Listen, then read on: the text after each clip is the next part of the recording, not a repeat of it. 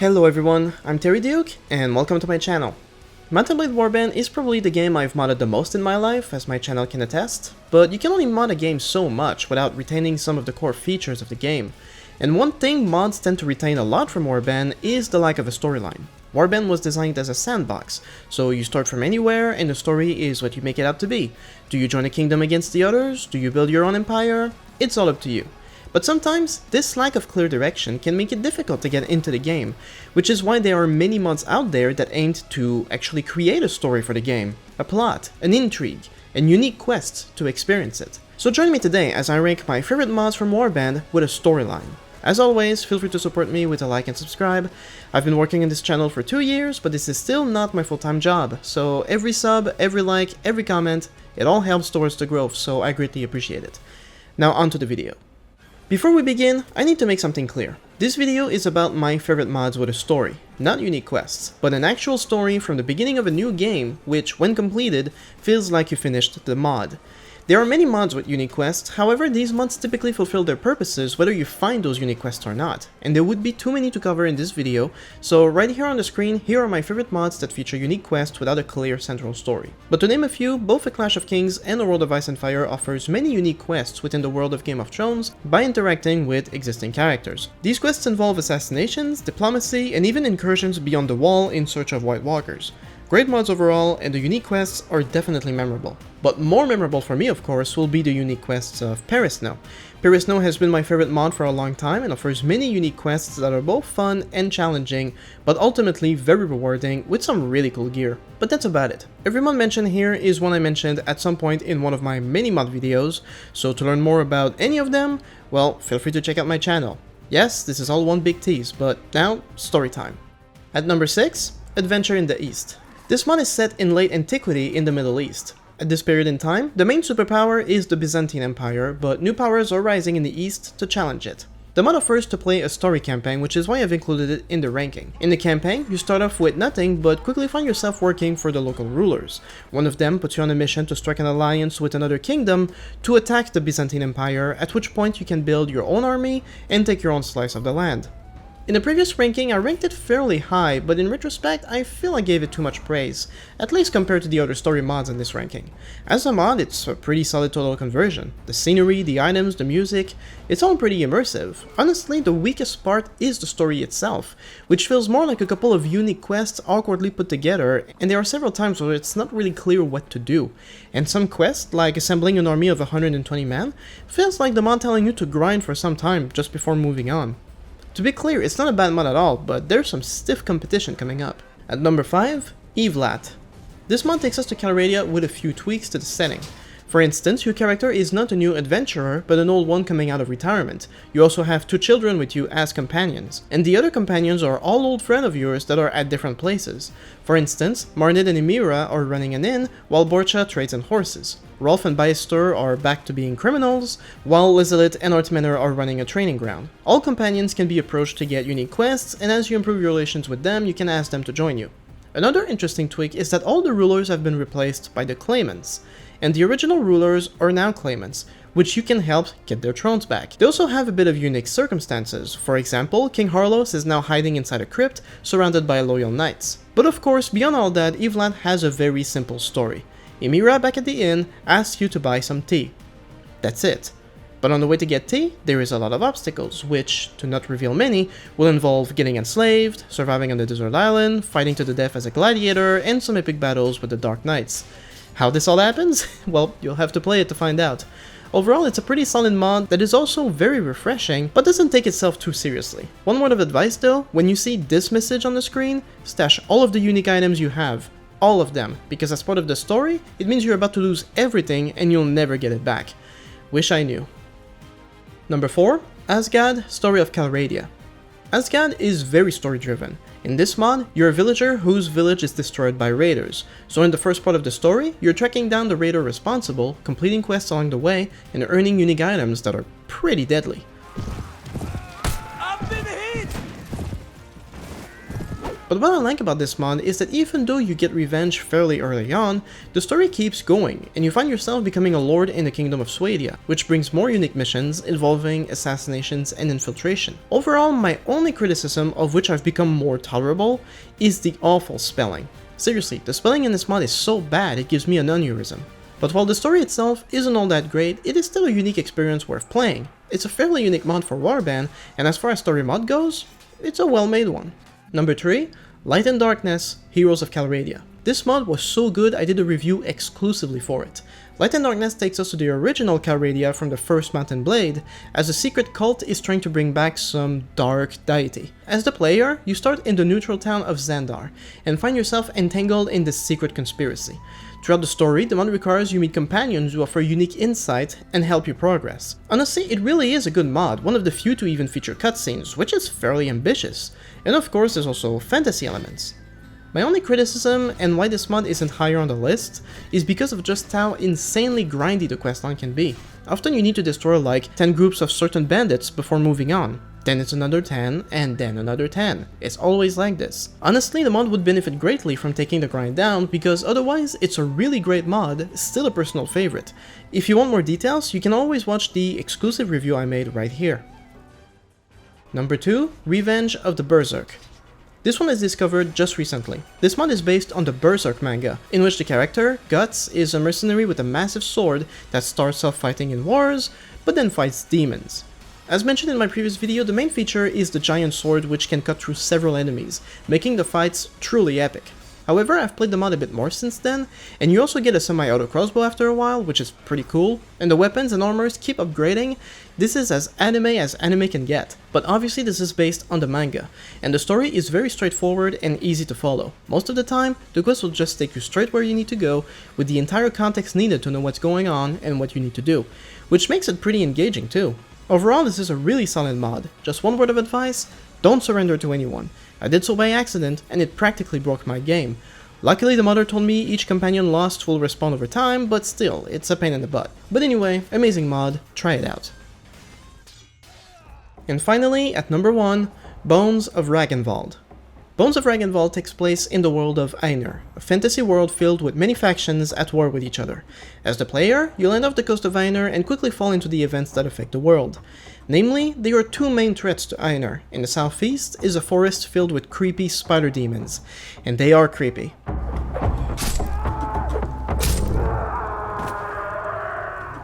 And to the north, the Urnar are a faction of barbarians and sorcerers using dark magic to bring back the dead.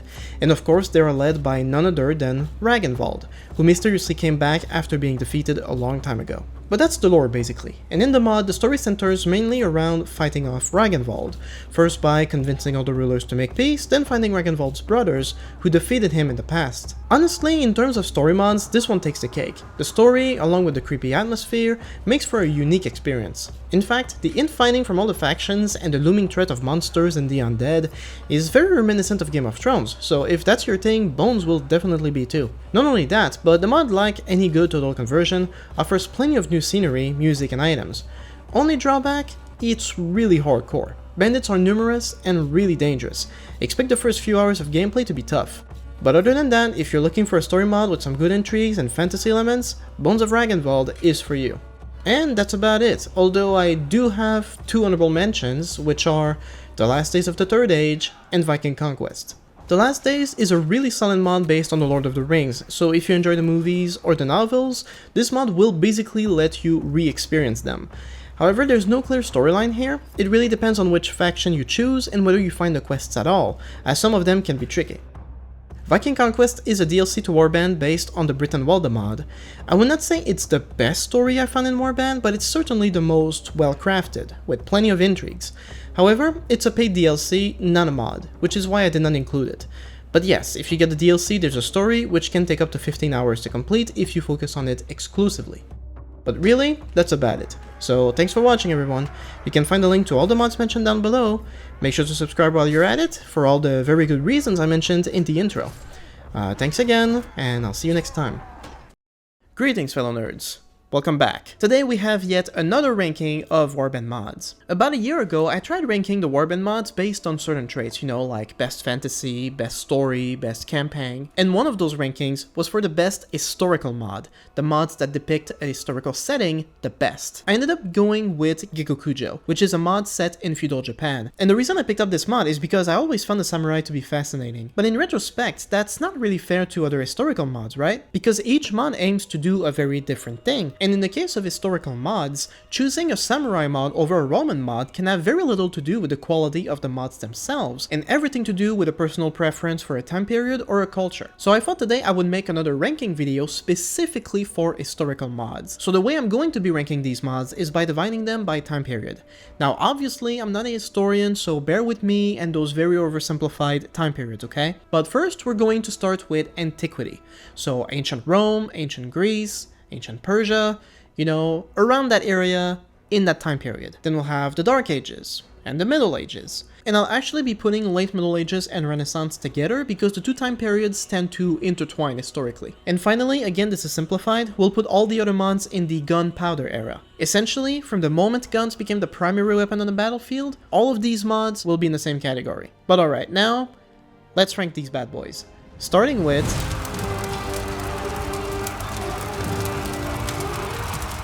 if you love the Roman Empire, look no further, as we have several of them, starting with Bellum Imperi. Bellum Imperi centers around the Roman Empire while at the peak of its power in 161 AD. Historically speaking, the mod is very immersive with all the right items and some beautiful scenery. It also adds all the some mods that make Warband just a little better, such as battle formations and diplomacy for better kingdom management. But if you're serious about the Roman Empire, and you want to not only see it at the peak of its power, but want to be in charge of it all, then look no further than Out Caesar Out in the Hill. Possibly one of the most ambitious mods ever made, and it's exactly as I described it. You can start as the Emperor, and micromanage the crap out of your empire, thanks to several layers of kingdom management. But if that's a bit too intense for you, here's 457 AD, last years of the Western Empire. In this mod, you still have the Roman Empire, but it's on the verge of collapsing. So you have the same map, but the technology is a few centuries in the future, and there's just way more options to either serve the Empire or destroy it. Made a whole video on it, make sure to check it out. But what if you prefer the Greeks over the Romans? Well, look no further than Sparta. Sparta is a mod set in ancient Greece, and is about as immersive as it can get, from the armors to the phalanx. Only issue, it's a bit buggy and fairly difficult. Armors are expensive, bandits are disciplined, warbands are numerous. Truly a mod for experienced players. If you're looking for a more Middle Eastern experience though, then I'd recommend Adventure in the East, which is set in late antiquity. In this mod, powers in the Middle East are rising to challenge the newly renamed Byzantine Empire. The mod, like all others, is very immersive. However, Adventure in the East also features a story campaign for those that like mods with a bit of story. And that's about it for antiquity mods. The best for me personally would be Akan, as it's simply amazingly well done and more ambitious than any other mods set in this time period. However, just because it's huge doesn't mean it's intuitive. So at a close second, I would go with 457 AD. The mod is still in active development with more features to come, so it's likely that it'll become another one of the greatest mods.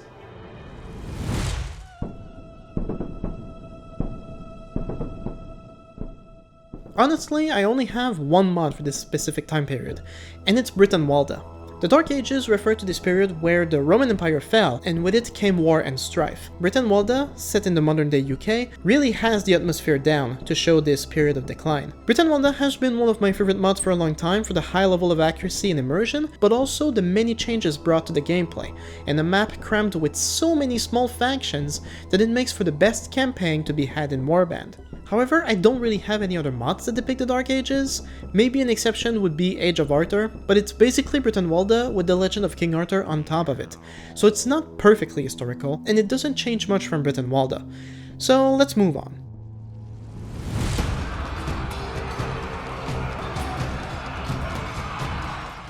Now, given that Warband is technically set in the Middle Ages, it's safe to assume that most historical mods will be set in the Middle Ages. And a specific event within the Middle Ages that modders seem to really love is, you guessed it, the Crusades. There are so many mods based on the Crusades, it's ridiculous. But for the sake of time, I got 3 of them. In the Name of Jerusalem, Crusades and Jihads, and Sands of Faith. They all take place in the Holy Land, with the Christians and Muslims being the two main factions in all of them. As to which is best, depends on the slightest of changes you prefer. In the name of Jerusalem, for example, revamped the sieges, but recruiting peasants is virtually impossible until you're a lord. Crusades and Jihads as a story campaign, but it's a little buggy in my experience. And Sins of Faith mostly brings small quality of life improvements, but not much else. Personally, I prefer In the Name of Jerusalem. But if the Crusades aren't your thing, you can also give Hispania 1200 a shot. As the title suggests, it's set in modern-day Spain and Portugal. Overall, the atmosphere is well done, as well as the items and the scenery. The sieges are also pretty cool in that they have several layers of defenses, which are refreshing, but the actual changes to the gameplay are limited. 108 euros is a mod that takes you to feudal China, so if Chinese history is more your thing, this one might do the trick. It even has a story campaign, and there's a cool dual feature in battles. But for the best Middle Ages mod out there, the title goes to 1257 AD. This is probably one of the most ambitious mods ever made. It covers all of Europe, North Africa, and the Middle East. It introduces tons of features like the ability to start as a ruler and creating new settlements. And it doesn't get more immersive or historical than this. Back when I first tried it, the only criticism I had of the mod was that garrisons were so huge, but sieges were still native, so it was insanely grindy just to take a single castle. But the criticism made its way to the modder, and now he added an option when starting the game to lower garrisons back to native. So that's cool.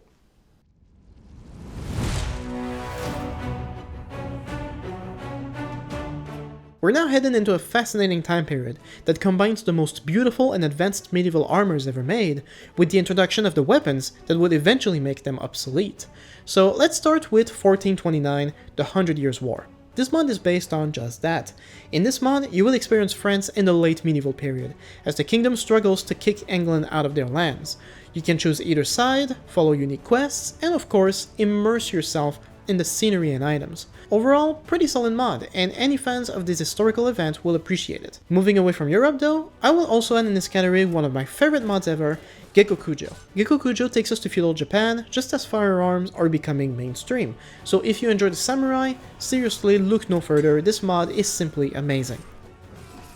Now, it's one thing to pick a time period, it's another to pick a culture.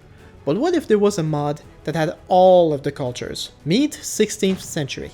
In 16th century, the mod covers the entire world, all continents, and prominent cultures of the time. Colonization and exploration by Europe has barely started at all, so depending on which culture you choose, you could turn the whole thing around.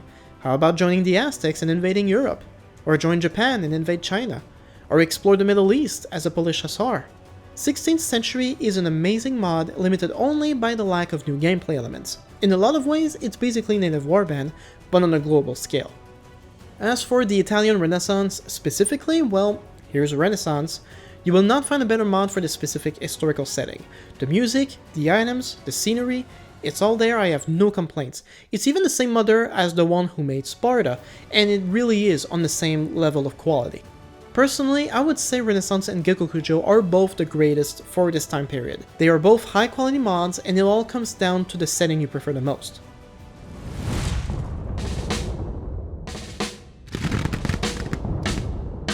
And finally, we make it to the gunpowder era. Guns now dominate the battlefield, their firepower making armors obsolete. All it takes is getting shot once or twice. Charging doesn't work. We're now dealing with the firing line. This is where we are. Let's start in America with 1860s America. It's a fun little mod for the lone gunslinger in the Wild West, and was one of the first gun mods I played. If you like this time and place, it's a fun mod to try, however, it was never finished. More recently though, I've discovered American Civil War Revived. This mod was designed not for the gunslinger, but for the battle commander. Lead your troops forward and inflict as many casualties as you sustain.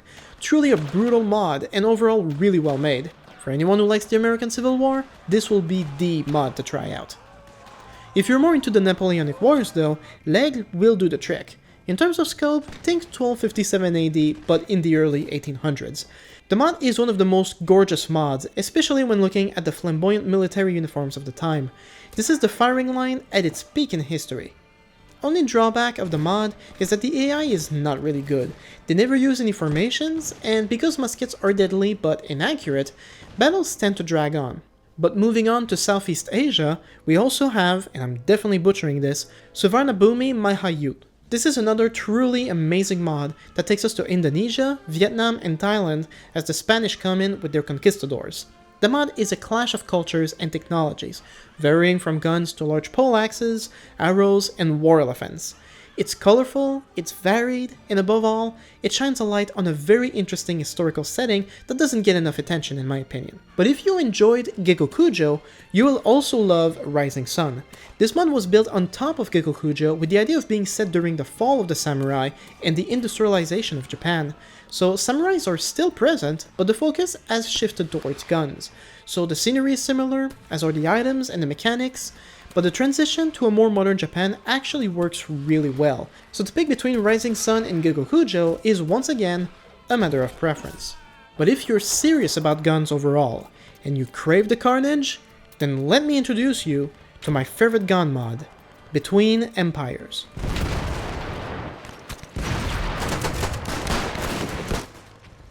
Between Empires is set in Europe, although it lets you choose the time setting from the 1860s to the First World War. So now, guns aren't muskets, most of them are way more accurate and even semi-auto. And artillery is accurate and deadly. Everything actually is just deadly. This mod is as amazing as it is insane, but it is without a doubt one of the most well-made mods on Warband. Make sure to check my review of it for more details if you haven't done so already.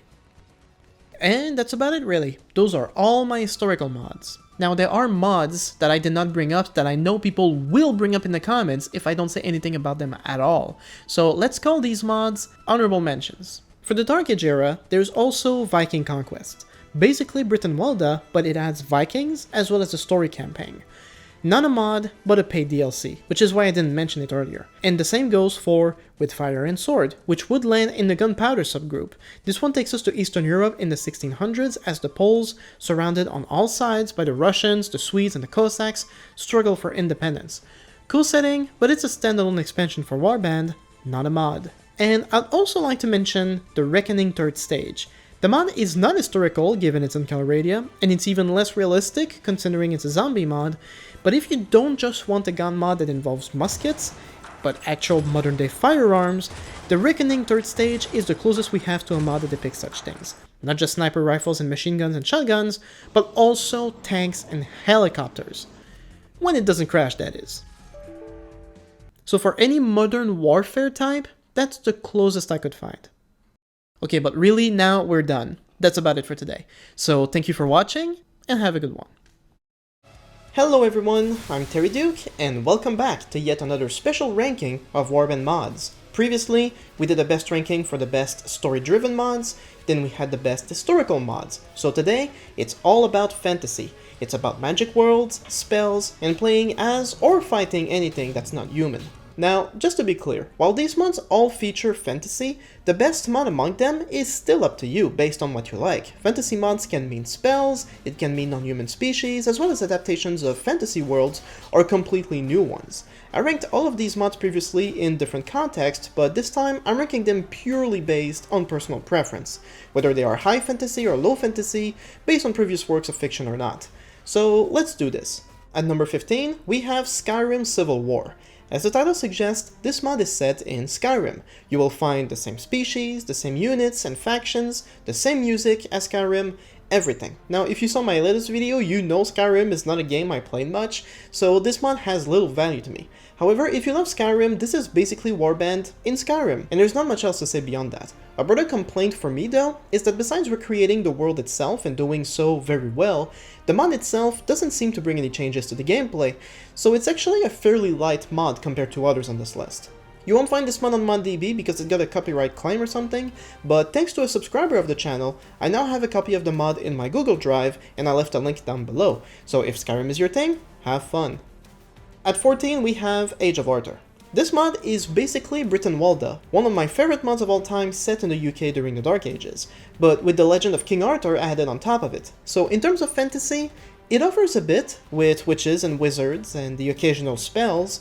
These all come into a central quest that the mod also offers that center around King Arthur. However, I've never been big on his story, so I'm not all that invested. and the mod screwed up the siege mechanic from the mod that it's based on. For more details, make sure to check my complete review of the mod. However, it is a pretty intense mod with lots of gameplay additions, but the fantasy elements themselves are somewhat rare and not at all centered to the mod. At 13, we have Paradigm Worlds. I hesitate to call this mod fantasy because it's just a big cluster of an art experiment on the part of the modders. Paradigm Worlds is set in a post-apocalyptic future ravaged by biological warfare, so the mod doesn't really feature fantasy elements like magic, but we do have all kinds of non-human species like mutants and the undead. There's also giant spiders and super vampires. It's anything but realistic. The mod had only one goal, and it was to cram as many wacky elements into it as possible, with no concern for consistency or balance. If I could sum up Paradigm Worlds in one word, it's chaos. It's a really funny mod, but it's also extremely bloated, and the more you try and make sense of it, the more illogical it gets. So if you're just looking for something ridiculous but fun, give Paradigm Worlds a shot. But okay, at number 12, we're taking a big step back where simplicity is bliss. With a more conventional mod, if you will, it's Fantasy Calradia. Of all the mods in this video, this one is a great place to start for anyone getting into fantasy mods. The title is self-explanatory. Fantasy Calradia adds fantasy elements to native Calradia. We have new troop trees for spellcasters. You yourself can now cast spells, which you buy from different guilds. There's a few fantasy races like orcs, elves, and the undead that replace the native bandits. And that's pretty much it. It's a good mod to learn about spells that doesn't also overwhelm you with a massive new world and lore. However, this appeal is also the main drawback, and it's that if you're not new to fantasy mods, this one will feel pretty simple in contrast. But if you want to take it a small step further, you can give number 11 a shot, and this is Legacy of the Dragon. This one I discovered recently, and in a lot of ways it feels a lot like Fantasy Calradia, but with the extra layer of being set in a different world. And that's pretty much it. Because of the new world, there's also tons of new items and units, new factions, and overall it's a pretty decent total conversion. The spells work almost identical to Fantasy Calradia, as they are accessed by meeting sorcerers of different sects to learn different spells and buy new gear. A personal favorite spell tree of mine, though, is the Necromancy, which allows you to take time while in camp to summon the undead into your party. An efficient way of getting troops without paying for them, and they look pretty cool too. Overall, Legacy of the Dragon is pretty good as a fantasy mod, but it lacks in other areas, hence why it's still pretty low in the list. The dragons especially are an impressive attempt, but they also show the limitations of Warband. At number 10, Age of Sword and Sorcery. This mod takes us to a fictional world set in the Renaissance/late medieval period, with a strong emphasis on spellcasting. Overall, this mod is simply gorgeous with the items and units.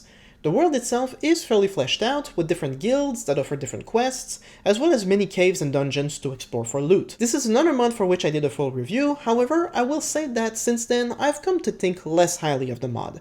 Sure, there's lots of cool stuff, but the biggest problem with the mod is the late game. Sieges can be buggy as hell, and there's no improvements to kingdom management whatsoever.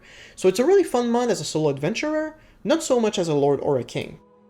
But from Fantasy Calradia to Legacy of the Dragon, we now have another mod that takes it even further. At number 9, this is World of Vaznar. World of Vaznar is a fantasy mod with a much darker undertone that focuses more heavily on necromancy and black magic. In terms of quality, although the mod is not yet finished, it still feels very well polished. The world is a mix of late medieval and Renaissance period, so the items are simply gorgeous. Most spells are simplified as throwable items, but I especially love summoning skeletons in battle, as unlike Legacy of the Dragon, this is something that can be done in battle, and the skeletons never take place in your party limit. You can also play as a vampire, although it's meant to be challenging since in this world, nobody likes vampires. The mod was also built on top of Hispania 1200, and features much of its scenery, including the many layers of defenses for sieges. So overall, of the simpler, more straightforward fantasy mods we have, Vaznar is a top pick for me personally.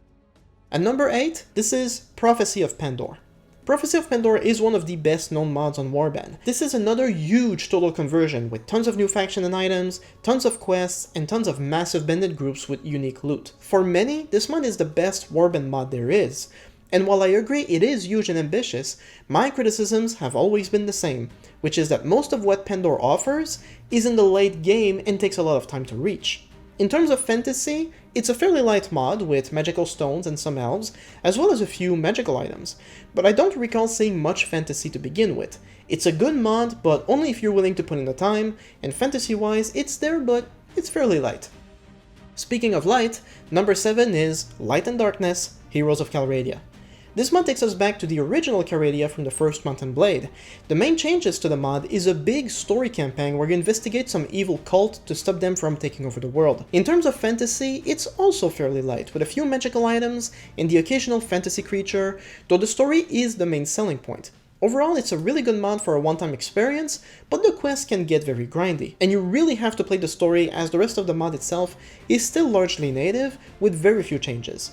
But another story-driven mod with a bit more fantasy elements comes at number 6, with Revenge of the Berserk. Much like Light and Darkness, the story in Revenge of the Berserk takes center stage, as the world itself isn't particularly impressive. The scenery and the items found in stores are still largely native. But the fantasy part comes with the story itself, which is based on the Berserk manga. So in the story you take control of Guts, a huge swordsman, and you go around first as a mercenary, then on a quest to fight some demons. The fantasy elements are present throughout, with fairies, zombies, and demons. Not really any spells, but the giant sword is just awesome, so it makes for an amazing one-time experience, so long as you stick to the story. At number 5, this is Bones of Ragnvald. Much like Revenge of the Berserk and Light and Darkness before that, Bones of Ragnvald is a very story-driven mod, but unlike the two, the world in Bones is a lot more fleshed out. So fantasy-wise, we have the undead to the north, and we have a forest full of demonic spider humanoids in the south. So the world is fairly rich in lore and with new factions and music, and overall just very immersive, a very solid total conversion. The fantasy elements aren't the main selling point, but they sure add a lot to it. Bones of Ragnvald has been one of my favorite mods since I've discovered it, although the darker, creepier atmosphere isn't for everyone. But if you really want to go hardcore on fantasy, then you gotta try number 4, which is Warsword Conquest. This mod is based on the Warhammer universe, which, to put it simply, puts all the fantasy cliches into the same world and then blows the scope up to 15. So in terms of fantasy, it doesn't get more intense than Warhammer, and the mod, Warsword Conquest, surprisingly, is more than up to the challenge. It doesn't matter where you go in this mod, everything is lore accurate, from the orcs to the vampires to the lizards and the demons. The mod has every fantasy element you could think of, as well as some spellcasting, and it is as gorgeous as it is awesome. The main problem, though, is that choosing any other race than human quickly limits you to faction-based equipment and makes most loot you find worthless. And the races aren't exactly balanced either, like Chaos, the Orcs, the Demons, they just kick ass. So think of Warsword Conquest as Paradigm Worlds, but a little more structured and definitely more fantasy-oriented. And that's pretty much it. Great mod all around, one of the best you can find on Warband, but it really is for hardcore fantasy lovers, as everyone else will just get overwhelmed with the sheer size of it all. At number 3, this is The Last Days of the Third Age. Now, TLD for short is undeniably one of the best mods ever for Warband, or at the very least, one of the most ambitious. And it's all based on Middle-earth and Lord of the Rings. Now, I don't personally like Lord of the Rings very much, but I can't deny the quality of this mod. They recreated Middle-earth perfectly, from the scenery, to the items, to the races, to the story itself, with cutscenes and a central quest based on which side of the conflict you choose, bunch of unique quests, and of course, the battles are simply epic. The biggest criticism I have of the mod though is the decision to make each kingdom use its own currency, which you can only earn from completing quests for said kingdom, meaning it's almost impossible to amass wealth in the game, let alone buy anything of value anywhere else in the world. But besides that, TLD is simply amazing. This is the go-to for any fan of the Lord of the Rings, no question about it. But at number 2, we have a world which I'm actually a big fan of, spread across 2 different mods. These are Clash of Kings and World of Ice and Fire. These 2 mods are based on the Game of Thrones novels and shows, and in that regard did about as great a job as TLD did. The world is immersive, as are the items, the characters, the music. It all works really well. I tend to always put the mods together because they really are on the same level of quality, but whichever you end up choosing really depends on you, mostly based on the currently listed reasons. But overall, in terms of fantasy, Game of Thrones is fairly low fantasy to begin with, so there isn't much to it. There's no spells, mostly you can go beyond the wall to fight ice zombies, but the mods are nonetheless some of the best I've ever played. Although I'll admit, both in terms of fantasy and overall quality, because I really am a big fan of the books, this is a very biased position. They're cool mods, but whether they deserve a top spot is very subjective. And finally, at number 1, no surprise there, this is Paris Nil. Of all the fantasy mods out there that came up with an entirely new world and lore, Paris Snow is probably the most fleshed out of them all, with new factions, detailed lore explaining them all, and a gameplay designed to be on the hardcore level of Warsaw Conquest with massive, diverse bandit groups and minor factions, as well as the iconic Zan invasion, which is when a 10,000 strong army invades Paris Snow and just wrecks everything in its path. In terms of fantasy, we don't really get spells, but the game has different races, such as elves, called the Nephili, the giants, and the dwarves, and they're all fairly fleshed out by now. The game also offers to ride giant wolves and bears into battle. There's the occasional abomination found with demon worshippers, and the mod offers tons of new quests, lots of reward, complex kingdom management, and has overall been my favorite Warband mod for the sheer intensity of battles, the beautiful music, and essentially checking all the marks on what makes a great mod for me personally. Hello everyone, I'm Terry Duke, and welcome to yet another special ranking of Warband mods. In previous videos, we talked about the best historical mods, the best story-driven mods, and the best fantasy mods. Now it's time to talk about the best gun mods. And to be clear, this video isn't just about mods that have guns in them, but mods where guns take center stage. So this video will exclude a lot of mods that don't do that. For example, Gekokujo is an amazing samurai mod with a lot of different gun troops for each faction, but generally swords and arrows are still more accessible and mainstream. Mods like Renaissance and Honor and Glory do add guns, but again, they're not the main focus of the mod itself. Another mod that is really cool is Star Wars Conquest, which does have a lot of laser rifles and blasters, but it's still not a full-on gun mod since you can just as much focus on lightsabers and force powers. So it's a great mod, but I'm also not including it in this ranking. With that in mind, here's my ranking of the best gun mods for Warband. If you enjoy the content, as usual, feel free to like and subscribe. Now let's do this. At number 12, this is a mod I already mentioned a few times, and I feel silly just bringing it up. This is CSGO but Warband. As the title suggests, the mod is set in CSGO, and the point is pretty much the same, to just kill everybody that's not on your team. However, unlike the real CSGO, this mod doesn't have any real matches, there's no online version. It's really just you spawn in the game with a couple of guns that have infinite ammo, and then you just wreak havoc. Ever since making my first video talking about the mod actually received an update, so I did decide to try it for this video. If anything, it's worse than it was before, but it could just be because I'm using the script extender. So for example, on my first game, I spawned in the main map and it was a lot bigger and I could hear troops fighting each other, but I went everywhere and I could not find anyone. On my second playthrough, I spawned in a different map, but I glitched outside of it. And then on my third try, I did end up spawning in the map, but all the troops were not CSGO troops, they were just vanilla troops. After killing them, they would not respawn, so within 30 seconds, everyone was already dead. So yeah, in terms of gun mods, I gotta bring it up because obviously it's a gun mod, but it's mostly just one big experiment, and it's funny at best, unplayable at worst.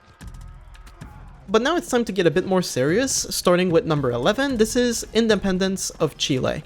This mod I discovered fairly recently, and it's set during the Chilean War of Independence in South America. In terms of actual gun mods, it's pretty standard. You have muskets, the immersion in terms of the historical setting, the scenery, the clothes, everything is pretty immersive. But in terms of actual gun gameplay, this is pretty standard. Most guns are either muskets or one-round pistols, meaning that the fire rate is pretty slow for all the guns, not all of them are particularly accurate, so it makes for battles that drag on for quite some time. And in terms of any other features, the mod doesn't really offer anything, so Independence of Chile is a pretty beautiful mod, but in terms of gameplay and guns, there's just not that much to it.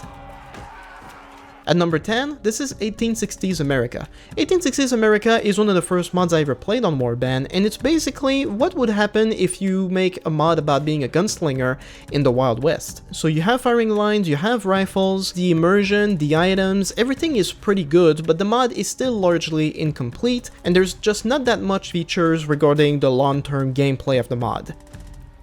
At number 9, this is Red Wars, which is yet another one of my classic mods. This mod takes us to Calradia and has this World War I and World War II vibe with communist regimes and Nazi regimes, and overall the mod did a pretty good job of bringing Calradia to this new time period. The guns, the units, everything is pretty cool. However, like 1860s America, this is another mod that was never finished, so some of the scenery is still native, and it's one of those mods where you really start to see the limitations of Warband, because Warband always used the same crossbow mechanic for guns, meaning you hold the trigger until you have a good aim and then you release. But when it comes to games that don't use muskets, like Red Wars right here, that means guns are far more accurate, and that means the closer you are to the enemy, the quicker it turns into a bloodbath. So whereas some mods will have really intense battles, Red Wars is one of those mods where those firing lines will shoot at each other from far away, and battles can drag on for a really long time because of it. As such, Red Wars is a pretty good mod for what it tried to do, but again, it's not complete, so it's cool, but it's not legendary. Speaking of World Wars though, at number 8, this is Snow in the East. This is the one World War II mod that I've gotten to play on Warband, and it mostly centers on the Eastern Front between Nazi Germany and the Soviet Union. And the scenery, the items, everything is pretty cool, but once again, because we're limited by the gun mechanic and we're actually using very accurate weapons, a lot of battles will end up dragging for a long time from a certain distance. Sieges themselves are practically broken because troops spawn so close to each other that it just turns into a bloodbath almost automatically. The vibe is pretty cool when it comes to Snow in the East, but there's also not that many more features outside of the guns themselves, so it's a pretty solid mod, but it's, again, not the best. At number 7, I'm putting 3 mods together because they're technically part of the same lore.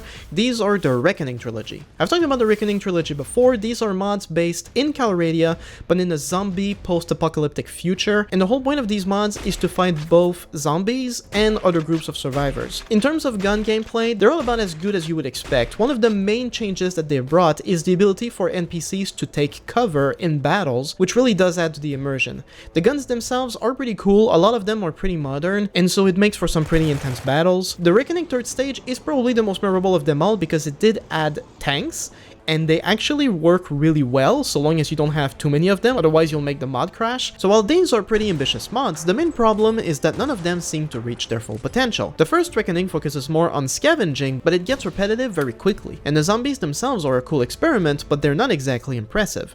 The third stage focuses more on big battles, but it's also very prone to crashes, and the New Beginning has the most dangerous zombies and mutants, but it's largely incomplete and too hard to play without cheats. Overall, as zombie mods, they're alright, but as gun mods, they're imbalanced and buggy, hence why they're not higher in the list. It was still a very good effort though. Next up at number 6, we have L'Aigle. In terms of musket mods, it should not get better than this. L'Aigle is set in Europe during the Napoleonic Wars in the early 1800s and is simply massive. In terms of immersion, from the scenery to the music, the sound effects and items, it's probably one of the most gorgeous mods I've ever played. However, in terms of combat, the mod has always felt very bulky. For starters, muskets in this mod are not accurate at all, and the enemy AI was always pretty poor in general, so battles really dragged on, like a lot more than on other gun mods. However, as part of this video, I played the mod again to refresh my memory, this time using the Warband script extender, and it seemed to magically fix the AI. The enemy was suddenly more active, often charging my line in waves of cavalry before holding a defensive firing line, which suddenly made the battles a lot better. I found myself enjoying the mod a lot more than before, even if the muskets still caused the battles to drag on for some time. A minor fix comes for this with the mod at number 5, which is called Grande Armée. This mod is basically like a spiritual successor to L'Aigle in that it's entirely based on L'Aigle, but it also made a bunch of small changes, such as muskets being a bit more accurate and reloading a bit faster. Unfortunately, the mod doesn't fix the poor AI, but it does add a couple of tweaks that does make the mod marginally better than L'Aigle. Quick editor's note, I feel a bit silly making L'Aigle and Grande Armée 2 different numbers in the ranking when I put all 3 Reckoning mods in the same number, but it's done now, and I'm too tired to fix the entire script, so that's that. Moving on. At number 4, this is American Civil War Revived. If 1860s America was about the Lone Ranger, American Civil War Revived is really about being a general in the Civil War, and as such you lead vast armies in battle, and everything is just better, from the firing lines to the tactics to the sound effects, and it does make for some really epic battles. But because it's aimed that way, American Civil War Revived doesn't really offer anything else outside of that. Playing as a solo adventurer just doesn't really work in this mod, and even playing as a general, your abilities as a single soldiers are very limited because bullets are just really deadly in this mod. So overall it makes for some really amazing battles, but that's really all it offers. In terms of actual gun gameplay, it doesn't really bring anything new to the table. Then at number 3 we have Rising Sun. So I mentioned Gekokujo in the intro as one of my favorite mods that's set in feudal Japan. Rising Sun is just Gekokujo but a few centuries later, as Japan is getting modernized and industrialized, and now guns are becoming the mainstream. You still have a lot of samurais, but guns are really the way to go now, and you have firing lines and musketry. It's overall pretty solid in that sense. It was a very smooth transition in different time periods, and as far as gun mods go, that just makes Rising Sun stand out as a really high quality mod. But I don't really have much else to say about it. Like, in terms of gun mods set in Japan, Rising Sun is just as good as it gets. Number 2, this is Between Empires. Until very recently, I considered Between Empires to be my favorite gun mod, mainly because of how massive and ambitious it is. So Between Empires is set in Europe, and you can actually choose a time period ranging from 1860 to 1914 at the beginning of the First World War. Now, because there are different time periods, it also brings different mechanics because guns don't work the same way. If you were to choose to fight in 1860, most of your soldiers will carry muskets, which is just one shot, and then some slow reloads, but overall it still works really well. You even have howitzers and cannons that still work very effectively as artillery. And the enemy army does use different tactics, splitting their infantry into different divisions that will attack you from different angles, which is really cool. If you move up to 1914, everything just gets way more hardcore, mainly because muskets aren't a thing anymore. Your soldiers can fire multiple rounds and reload much faster. The cannons themselves are also way deadlier and more precise. The main problem with the 1914 period though is that Between Empires also adds the ability to dig in trenches, which in of itself is an amazing feature, but there's a couple of drawbacks to it. Namely the fact that enemy armies, whether they're attacking or on the defense, will just dig in into their positions and not move, and attacking them from the front is just suicide. You would have to create your own trenches yourselves if your troops don't all die trying to dig said trenches, and again, because enemies just entrench themselves, it just makes battles extremely hard to win. As such, after playing it again for a while, I do think the 1860 period from Between Empires is just better balanced, but you can't deny the effort and quality that went into the 1914 period. Overall, Between Empires is just a massive mod that brought a lot of very interesting mechanics, and it does make for some pretty epic battles overall. And finally, at number 1, we have Warzone Akron. This is a brand new mod that was released just at the beginning of the year, and I actually reviewed it recently, and I just immediately fell in love with this mod. Warzone Akron is set in a post-apocalyptic world inspired by the Fallout games. The scenery, the items, they're all gorgeous. The reasons Warzone Akron earned the top spot is basically because it did everything right with the gun mechanics. Instead of relying on holding the attack button to get a good aim, Warzone allows you to get into aiming position, which makes you more accurate and allows for a much faster rate of fire. With modern guns come more precision and deadliness, so Warzone also added the NPC seeking cover mechanic from the Reckoning mods. And finally, to really make guns mechanics feel like any other shooting game, Warzone added the iron sights and scopes mechanics for precise first-person shooting. Because of this, Warband has never felt closer to a shooting game than at any other point in its modding history. Add on top of that the post-apocalyptic vibe, and Warzone Akron isn't just the near-perfect gun mod, it's also a beautifully immersive one that any fans of either the Fallout or Stalker games, or even just fans of post-apocalyptic games in general, will definitely appreciate. For the past few months, I've taken a break from Warband, mostly because I've covered all the mods I consider worthy of covering as of yet, but I've enjoyed doing special rankings in the past, if only to inspire people to try out a few mods from specific angles. And well, today, as the title suggests, we're looking at hardcore mods. Warband mods designed to be hard and punishing for those who enjoy that sort of thing. So with that in mind, at number 8, we have Out Caesar Out in the Hill, or Acan for short. Acan is a Roman mod. Specifically, the mod makes you Emperor of Rome at the absolute peak of its power, and with a full map of Europe, this means your empire extends from Western Europe all the way to the Middle East. As Emperor, you will immediately start with a massive fortune, a huge party size limit, and thousands of soldiers split across dozens of garrisons. Seems like a pretty easy start, right? What's so hardcore about it? Well, with great power comes great responsibility, which is essentially the central theme of the mod. As the ruler of a massive empire, a big emphasis in Acan is the insane management of that empire. Having a big army is cool, but also costly, so you'll be spending some time managing tax policies and trade. You also need to consolidate your rule over the Senate, which is its own layer of gameplay mechanics. You also need to manage infrastructure, build improvements in your towns, and look out for disasters like disease, fires, and revolts. And on top of that, you can amass a massive army and either expand the empire or protect its borders from invasion. In that sense, Seiken is not inherently hardcore in terms of combat, but with virtually everything else, hence why it's on the list. If you screw up as Emperor, you will immediately find yourself with tons of problems that become increasingly harder to manage. So it's pretty hardcore, but not for everybody. But from here on out, we're talking about mods that'll mostly put your fighting skills to the test and encourage you to play the game somewhat differently. So at number 7, we have Bones of Ragnvald. In terms of mods in general, Bones of Ragnvald is already an amazing one. In this mod, we have a huge new world with lots of fantasy elements and lots of lore. But what really makes this mod stand out is the story. Not many mods have a central storyline, but when I was ranking these mods, Bones of Ragnvald got the top position for being fairly in-depth and intriguing, and keeping me busy for quite some time.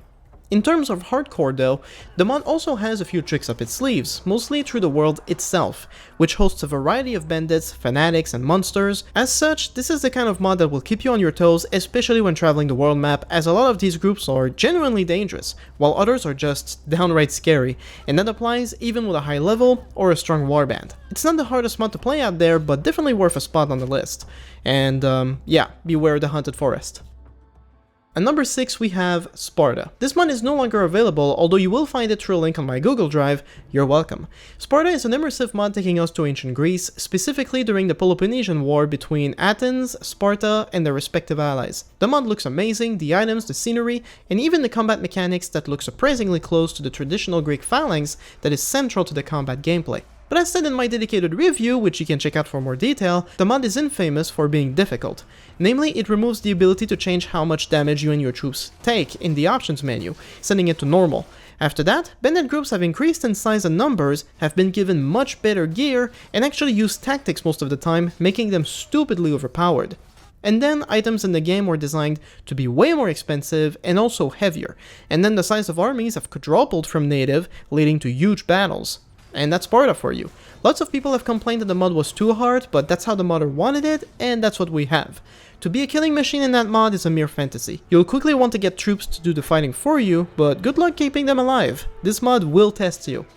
But not as much as number 5, which is Rust 13th Century Way of the Warrior. This mod I discovered last winter, and the first thing I noticed was just how insanely hard it was designed. So, Rust is a medieval mod that takes us to Eastern Europe as nations tear each other apart, and as the Mongols are about to invade. In this context, the setting is a little niche, as other medieval mods tend to center over the entire continent, but everything about the mod is designed to be cruel. Enemies hardly yield any XP, so leveling up through fighting takes forever. Getting loot after battle requires taking 3 hours to do so, during which anybody else can attack you.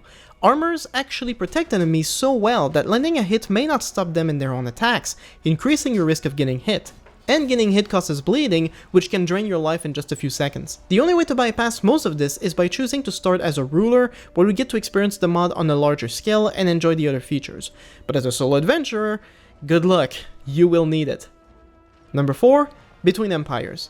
Set in Europe, with an optional time range from the 1860s to World War I, Between Empires is one of the best gun mods on Warband, but playing as a solo adventurer, it's not really an option, you need to play as a ruler. And what makes this mod exceptionally hardcore are the battles themselves, especially in the World War I era. And we can break those battles down in 3 core aspects. The mod's addition of artillery, which can fire at enemies from across the map without having a line of sight.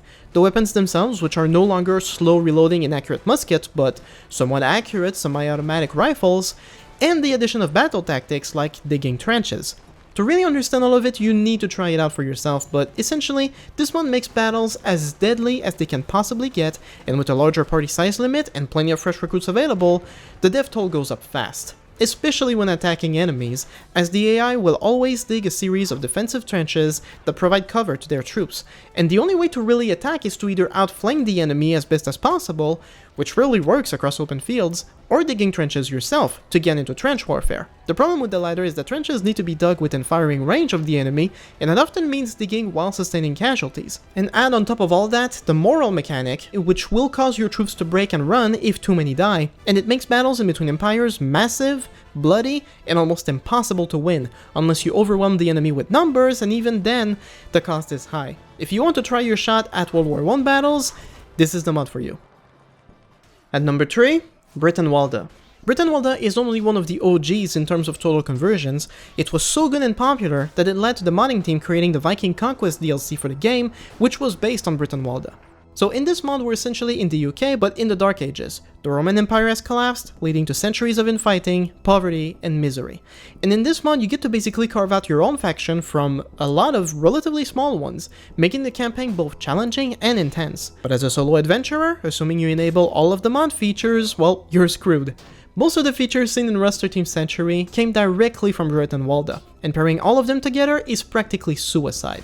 Starting with the stamina mechanic. We've all had our moments of single-handedly taking on groups of bandits, but getting tired was never something you had to worry about. Running out of stamina in the middle of fighting though is terrifying, as it will slow you down, unable to run, and swinging your weapons very slowly. Add extra encumbrance from armor, which will really slow you down as well as make your stamina drain faster, weapons that can break, forcing you to pick others off the ground in mid-fight, and bleeding. That's right, you don't even have to be hit until the life bar is depleted. Getting hit will cause bleeding, which, like in Rust, will lead to passing out unless you can finish the fight in time.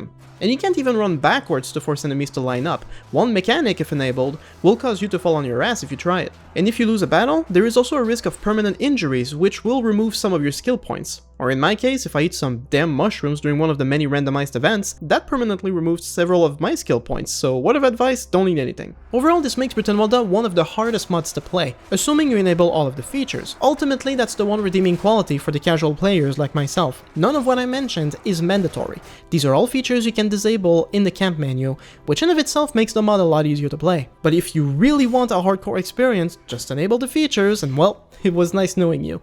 Number 2, A World of Ice and Fire. If you're a fan of the Game of Thrones show, or even better, a fan of the books, then this mod is for you. In terms of mods overall, from the quality to the sheer size, A World of Ice and Fire is one of the best Warband mods ever made. But it's also pretty hardcore, as it borrowed many of Britannwalda's features, all of which can also be found in the camp options, although it expands upon them with the full realism feature, which enables everything plus a couple of extra things. There's even a hardcore option for enemies dealing twice as much damage, while you only deal half damage, which is pretty self-destructive. But A World of Ice and Fire is also hard when it comes to building up a warband. In the mod, recruiting, maintaining, and upgrading troops is outrageously expensive. For reference, most peasant troops will cost well over 100 currency to upgrade just to the second tier. Townsmen, for example, need over 400 just to upgrade to the next tier. That is unlike Britannwalda, where only elite tiers and cavalry were expensive, but raw recruits were cheap and easy to get. And when you take into account the numerous, dangerous bandit groups out there, or worse, the ice zombies and White Walkers, traveling the world alone is dangerous, while building up a warband is exceedingly difficult. If anything, what this does is immerse you in the world of Game of Thrones even more. If you're gonna take anything from it, it's that this mod doesn't believe that because you're the hero, you're gonna win. You'll need to seriously prepare for this one, and plan each of your moves carefully. After that, trying to get your own warband going, let alone creating your own kingdom, is going to be one of the most difficult mods to do it in.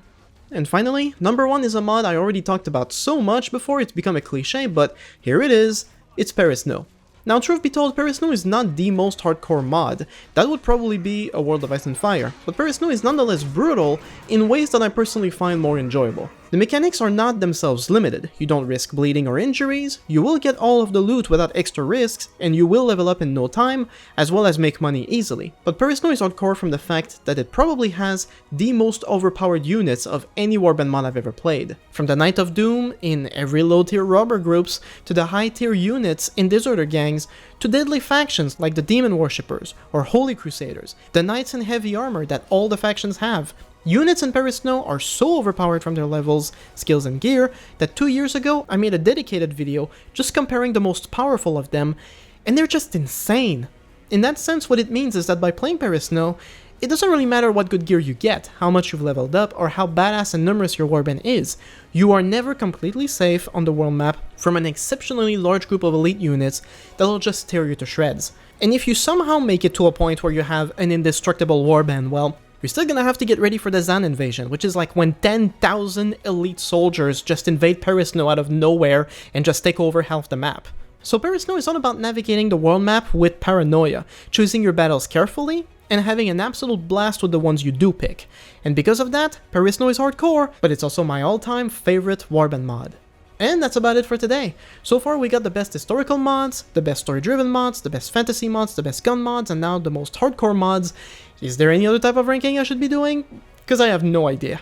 Just let me know in the comments if you have any ideas, and as usual, I'm always on the lookout for new Warband mods to try out, so let me know what your favorite mods are, and they might appear in future videos. Thanks for watching, and I'll see you next time.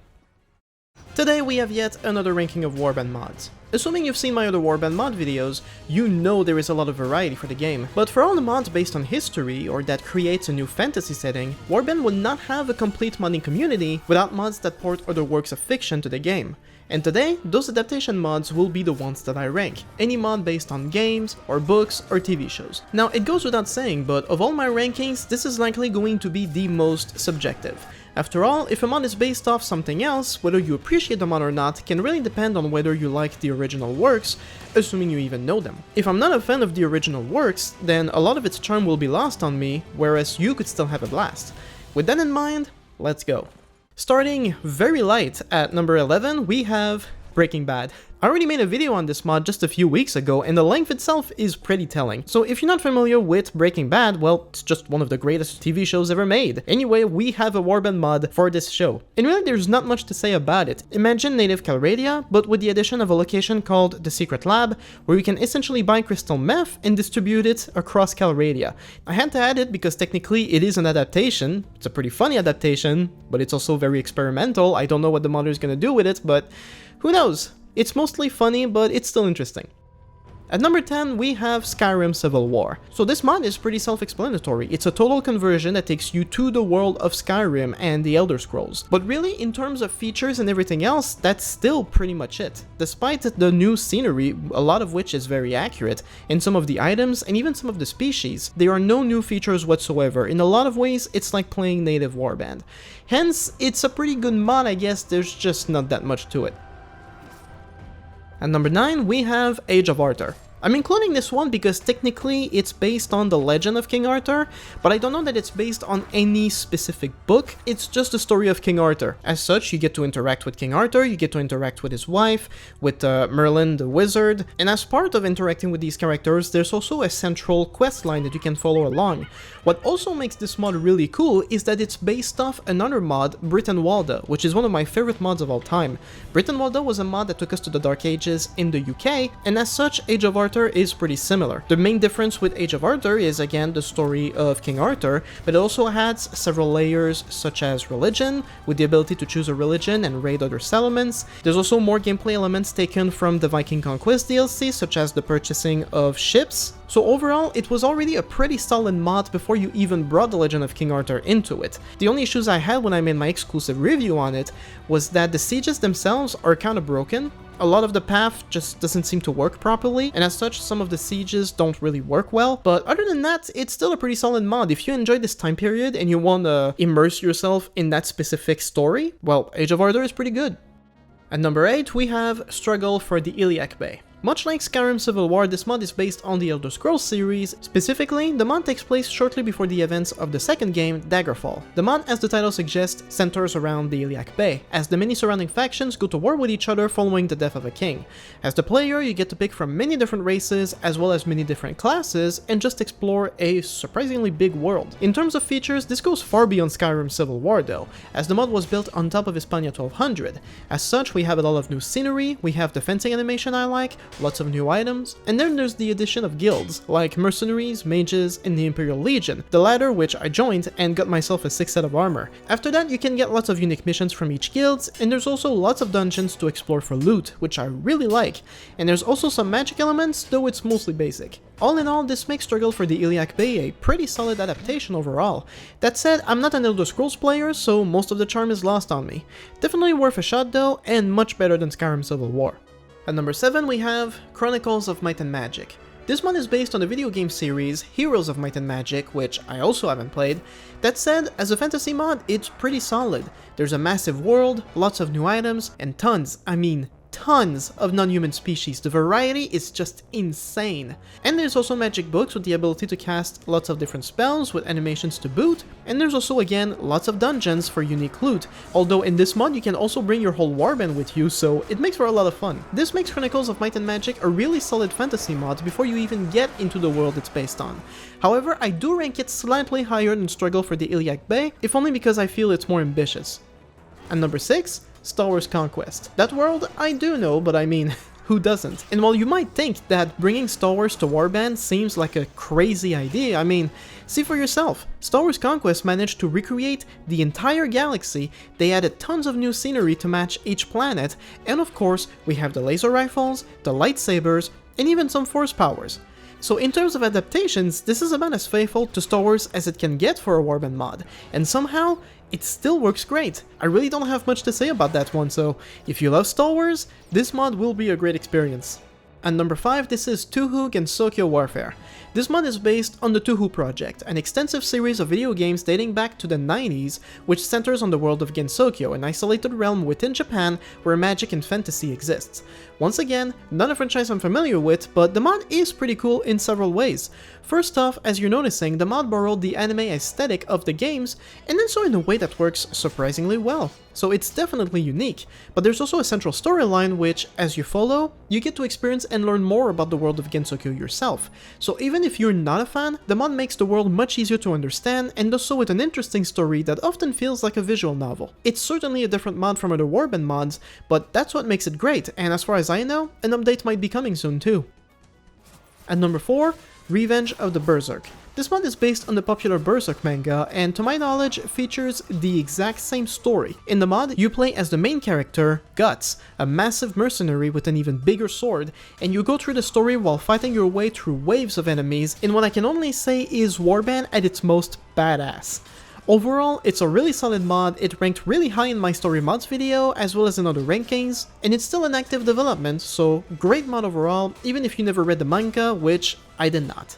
Number 3, we have The Last Days of the Third Age. As far as Lord of the Rings mods go, look no further. This might actually be one of the greatest mods ever made, from the massive world of Middle-earth to all of its scenery, which is absolutely beautiful, as well as all of the factions and the items, and even the story itself, which you can play through from both sides of the conflict, as different races, from elves and dwarves to orcs. It's got it all. The only reasons the mod doesn't rank higher is because, for one, I don't actually like Lord of the Rings. I've seen the movies, I know what it's about, I just always thought it was tremendously boring. Hot take, I know. But also, for all its amazing features, one of the weirdest is the mod's insistence on having each faction have its own currency in the form of influence that can only be earned through completing quests. By design, this is meant to make sure you only ever stick to one faction for the whole playthrough, but unless you cheat, that's just incredibly limiting, hence I was not a fan of that. But besides that, I mean, The Last Days of the Third Age is inevitably going to be ranking high on any list you put it in, it is just a really solid mod. At number 2, we have Warsaw Conquest. Warsaw Conquest is based on Warhammer Fantasy, which is already one of the most absurd fantasy settings that ever existed, but on that, Warsaw Conquest, over years of constant development, has proven more than capable of adapting the setting. Warsaw Conquest has a massive world filled with the most beautiful scenery, tons of variety in non-human species, a wide range of spells, guns, and many huge dungeons to explore for loot. This all makes Warsaw Conquest one of the craziest fantasy mods to ever play, and while it's based on Warhammer Fantasy, it's not necessary to know the lore at all to just have some brainless fun, going to war with the craziest of armies to fight the craziest of monsters. Warsaw Conquest is just overpowered fun all around, and it's awesome. And finally, at number 1, I always put these two mods together because they have pretty much the same level of quality but just achieve different things. This is A Clash of Kings and The World of Ice and Fire. These two mods are based on the same works of George R.R. Martin from the Song of Ice and Fire series, or Game of Thrones if you watch the TV show. As such, both mods take us to the worlds of Westeros and Essos, and all of the kingdoms and characters that are part of it. The reason I put them together is because in terms of quality, they really are just equally good. They both recreated the world faithfully, they both have amazing scenery, they both have all of the items, so it really comes down to how you want to play the game. In A Clash of Kings, I would say this mod tends to lean more towards native gameplay, but also puts a lot of emphasis on exploring as a solo adventurer. For example, there are tons of unique places that you can explore in the world where you can find secret caches of loot, which also give you extra XP, but all of of these places are part of the Game of Thrones lore.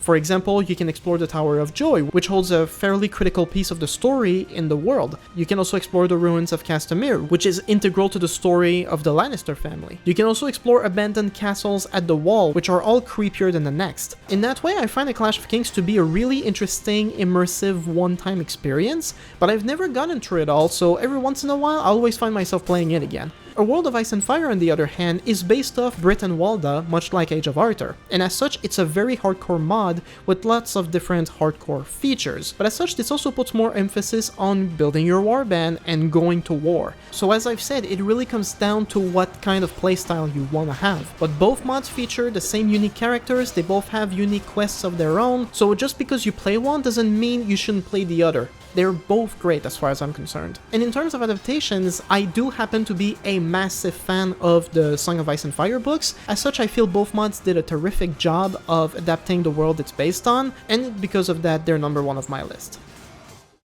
As a side project, about 2 years ago, I made a video talking about my favorite mods for Warband. And ever since, people have been recommending more and more mods for me to try. And every time I try to make any other type of content, I would always get that one comment asking me when the next Warband mod video is gonna drop. Essentially, Warband modding content has both been the most success I've ever had on social media and the most vicious content cycle that I've struggled to get past.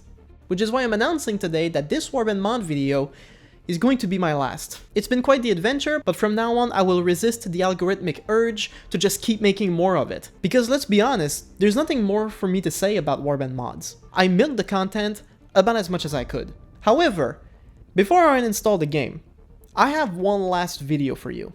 This video is the most ambitious and most ridiculous I've ever done. It is so absurd that up until the very moment I started making it, I had spent months thinking about it and refusing to do it because of just how insane it is. But here we are at the bottom of the barrel. So after ranking all of the mods I ever played, twice, now it's time to bring all of the mods I discovered in those videos, put them together, and then adding all of the mods I've discovered since making those 2 videos, and then including all the expansions and DLCs from the game that I never really counted as mods, to make the most epic ranking you've ever seen, a ranking of 89 mods. This is not only my last Warband gift to you, but in a lot of ways it's going to be my legacy. Because let's be real here, years from now, decades, Warband gets a new surge in popularity, new people make videos on it, but deep down, you and I will know. No video will ever top the absurdity of this one. So here we go. Every Warband mod ranked.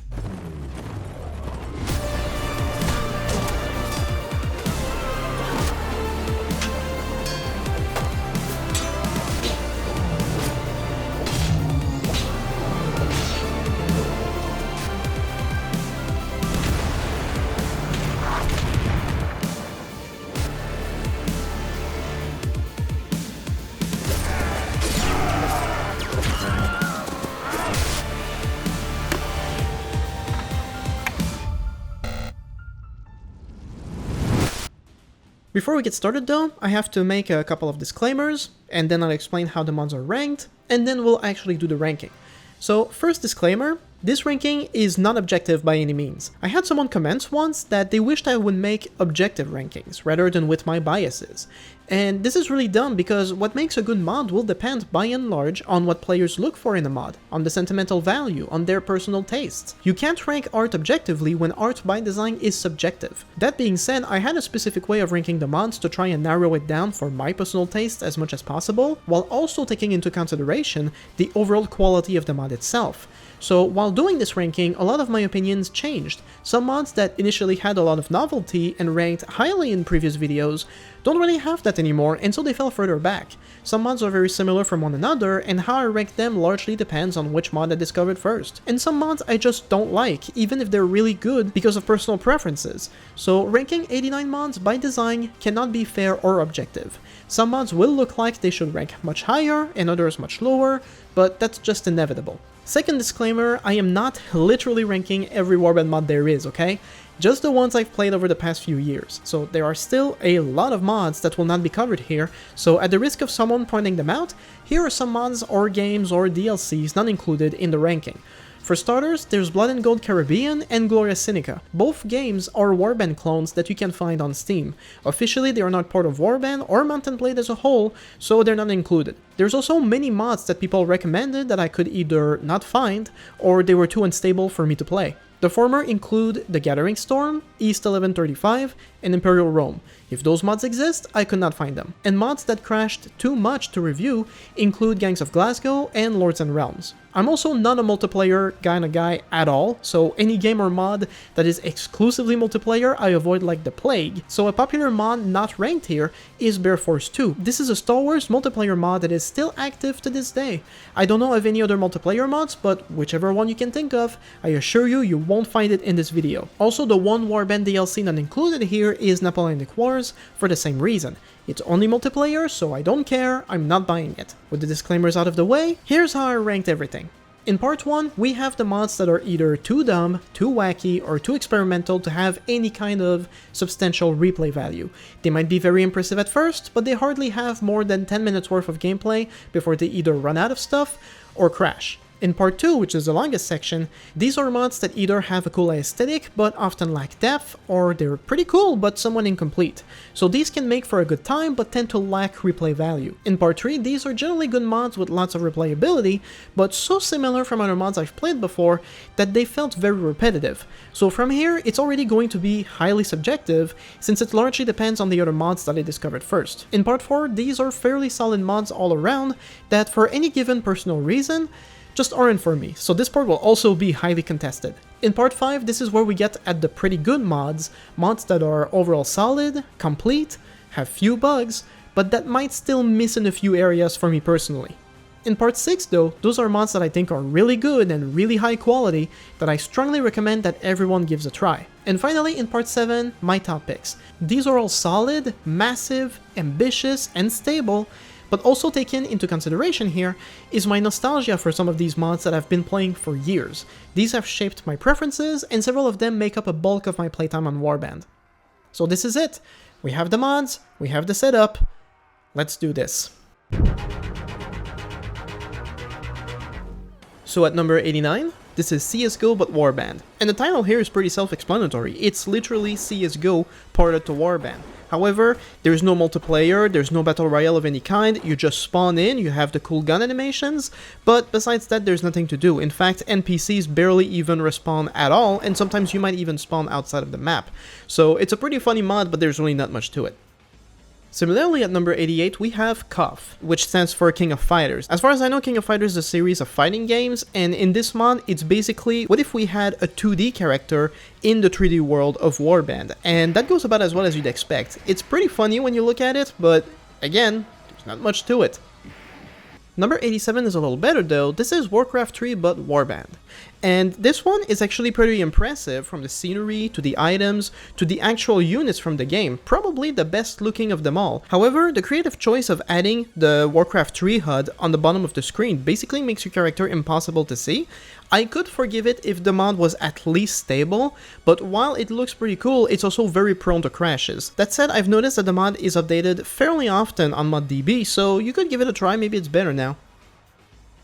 On number 86, we have Breaking Bad. This is basically native Calradia, but with the addition of the characters from Breaking Bad that you can find in a secret lab where you can buy crystal meth from them and distribute it to a couple of people across Calradia. Besides that one feature, everything else is exactly native Warband. So it's pretty funny, but there's really not much to it. At number 85, we're back to that one wacky modder, and this is Dragon Ball Z Vegeta. And I mean, can you even recognize that it's Warband besides the enemy NPCs? Honestly, it's pretty impressive, don't get me wrong, but I'm talking playability here. There's really not much to do in this mod, and the controls are confusing as hell, so it's pretty funny, but within 10 minutes, I think you've got the full experience. At number 84, we have Diplomacy. This is a native revamped mod, and when I say native revamped, I mean mods that still take place in native Calradia, but add a whole bunch of features. And the prime feature of Diplomacy is, well, nudity. There's a lot of NSFW stuff. I mean, that's the entire purpose of this mod, so I don't really put a lot of value on it. Moving on. At number 83, we have Violence Basketball but Warband, which is the final mod of that one wacky Chinese modder.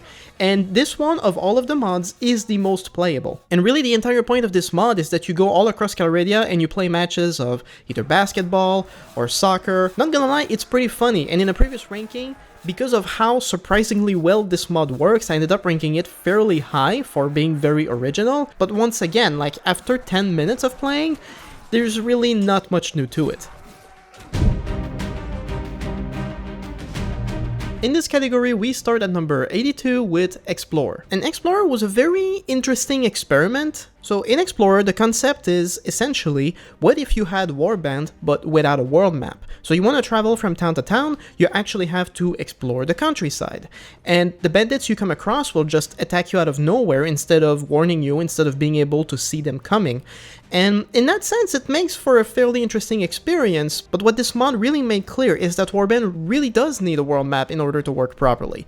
Because the moment you remove that, then you're just making traveling an absolute massive grind. So it was an interesting idea, but I don't think the execution was great. At number 81, we have the Ego and the Radiant Cross. I honestly don't know why this one was recommended to me, because it really doesn't bring much. So to put it simply, imagine Calradia in the 1500s, but also it's the mod from the first game, not Warband, and also the town scenery doesn't exist anymore. This is the biggest issue with this mod, is that while it does bring new items like guns and new types of troops, sieges are essentially non-existent. It's just one massive slaughter on an empty field. Because of that and a bunch of other things, the Ego and the Radiant Cross is buggy as hell, and there's just not much to it. At number 80, we have Tolobaria. Tolobaria is a mod I discovered in one of my first mod videos, and initially I was pretty impressed with it, mostly because of the fighting fencing animation, which I thought was really cool. But since then, I've discovered that the sum mod is actually present in a lot of different mods, so Tolobaria in that sense lost its uniqueness to me. And in terms of everything else, I mean, it's got a whole new world, it's got a bit more scenery, but I haven't really noticed any new significant features, and as such, Tolobaria is pretty forgettable. At number 79, we have Skyrim Civil War. This mod, as the title suggests, takes you to the world of Skyrim, and in that sense, from the scenery to the items to some of the non-human species that you would find in Skyrim, this mod is actually pretty immersive. The problem is that while it transported native Warband to the world of Skyrim, it doesn't offer anything else at all. There's no new features, the tournaments are the exact same, as are the quests, there's nothing unique, and as such, I mean, if you don't want to try Warband in Skyrim, you can, but once that charm itself is lost, there's nothing else.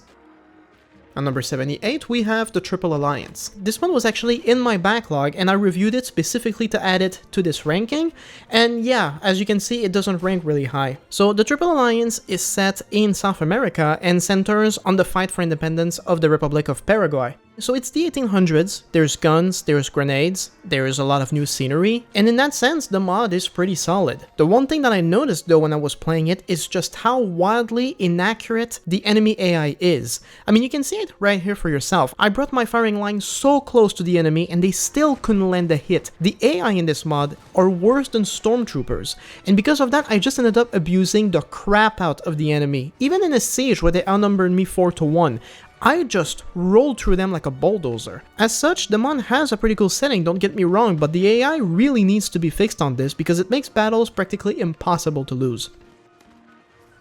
At number 77, however, we do have a slightly better mod in a very similar setting, and this is Independence of Chile. And we're in the same time period, and this is, you know, the country of Chile trying to get their independence, you know, it's pretty straightforward. So you still have a bunch of countries in South America as well, you still have the guns, you still have the uniforms, you still have the scenery. In my experience, Independence of Chile is not a particularly memorable gun mod because outside of that setting, it doesn't actually offer much else in terms of new features, and so I find the mod to be pretty generic, but at least the AI is better than in the Triple Alliance. At number 76, we have Calradia's Borderlands. This is a mod that basically takes Calradia and makes it much bigger by adding a whole bunch of islands and expanding the continent, making Calradia absolutely massive. But not just that, a lot of those factions bring in new cultures. For example, there is a ninja faction, there's a Japanese faction, there's a bunch of other ones. The biggest problem I have with this mod is that I am absolutely fed up playing in Calradia, so making it bigger is just not gonna have much of an appeal to me. There's a few extra features, but not a whole lot, so it might actually be a decent mod for people who are new to modding and just want to try something that's not too ambitious. but besides that, pretty forgettable as well. Following the pattern of being a bit forgettable, at number 75 we have Wind of the War. This is a pretty decent Renaissance mod that covers the entirety of Europe, but while it has the guns and while it has the new armors, the mod itself, you can see for yourself, is largely incomplete. A lot of the faction rulers still have the exact same names as a native, a lot of castles don't even have proper names, so, it's playable, it's stable, but it doesn't really offer anything else other than the aesthetic. On number 74, we have Iskla mod, which I never know how to pronounce, and this is yet another mod that improves upon native by adding a couple of extra features, such as the ability to start as a ruler. You also have the ability to customize your own troops, and there's more layers of kingdom management. So once again, if that's what you're looking for, this might just do the trick, but it's not perfect. There's a lot of glitches, namely, a lot of faces from the NPCs are just squished in, I don't know why, and although you can start as your own ruler, I could not figure out a way to declare war through diplomacy, which is a pretty glaring mistake. But I mean, if you want to start as ruler in Calradia and create your own custom troop trees, then this mod is for you. At number 73, we have The Reckoning, The New Beginning. This is actually the third sequel in the series The Reckoning, which are a series of zombie mods, some of which I will cover later on, but The New Beginning was the latest of the bunch, and as a zombie mod, it's probably the most insane and hardcore of them all, though that's mostly because the mod is incomplete. The zombies are pretty powerful, sure, but that could easily be solved if you just have guns, except no guns are being sold in the stores anywhere, that's just missing. But if you do cheat and get yourself some good gear and get yourself some mercenaries and want to fight hordes of zombies, the mod in that sense is pretty simple, it's just that besides that, it doesn't offer anything else. Number 72, we have New World 1521. This mod actually centers, once again, in South America, but you're playing as the native tribes and civilizations of the New World. So you want to be an Aztec warrior and have a bunch of elite Jaguar warriors with you, you can absolutely do that. And I gotta say, the mod is one of the most gorgeous, colorful mods that I've ever played. The reason it's not higher on the list is because it's largely incomplete, and even with the script enhancer, it is very prone to crashing. Like seriously, it'll crash all the time. But if you can look past that and you just want to experience this Aztec mod of sorts, then this is actually a pretty cool mod. On number 71, we have Golden Earth, which in a way is like the insert to Golden Earth 1521, in that this is also a mod that is centered on the Americas and the natives, but this one isn't nearly as prone to crashing. But the setting here is also pretty interesting, because while it's not the Aztecs, it's more set in North America, this is also at the time of the Vikings exploring the continent for the first time.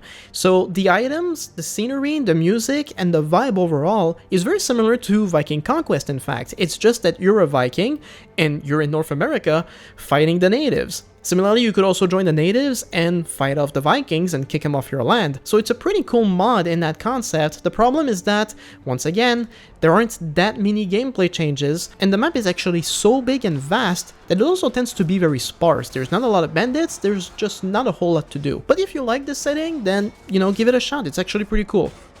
At number 70, we have Calradia 1417. This mod takes us to the late medieval period in Calradia, so there's a lot of new items, there's a lot of new animations, there's guns, but once again, just not that many features besides that. There are so many other mods from the late medieval period that doesn't necessarily keep you in Calradia that this one is playing it safe, if you will. At least it's very stable. At number 69, we have Hispania 1200. This mod takes us to the Iberian Peninsula in the Middle Ages. So you have a caliphate in the south, and you have Catholic kingdoms in the north, and despite the fact that it's just a map of the Iberian Peninsula, it's actually massive. There's lots of castles, there's lots of villages and towns, and from a campaign perspective, the armies are also massive, so it can make for a lot of really epic battles, and the sieges have also been revamped from native, making them a lot more interesting. But once again, once you go past that aesthetic, the mod doesn't offer any significant unique features. At number 68, we have Fantasy Calradia. If you're new to modding and you want to try some fantasy mods, this one is actually a really good place to start. And as the title suggests, it's fantasy in Calradia. So you have Calradia, but you now have the addition of fantasy units. So there's lots of elves, there's also some orcs and some undead, and there's the addition of magic where you can buy spells from different guilds across Calradia. So fighting in Calradia with some spellcasters against non-human species, that's about as Fantasy Calradia is gonna get. It's not the most ambitious or amazing fantasy mod, but it certainly makes for a good start. And number 67, we have 1860s America. If you want a Wild West mod, well, look no further, because that's exactly what this one is. You get to be a gunslinger in America, you can fight bandits, you can fight the tribes, you have your guns, and if you actually want to take part in the American Civil War, well, you can hire troops from the Confederacy, you can hire troops from the North, you can build your armies and just go to war. Aesthetically speaking, the mod is really gorgeous, but once again, no extra features beyond that, so going on a campaign in this mod feels pretty empty and incomplete. For me, the best way to play this mod is as a solo wanderer, but even then, it's like 10 hours of gameplay tops. Number 66, we have L'Aigle.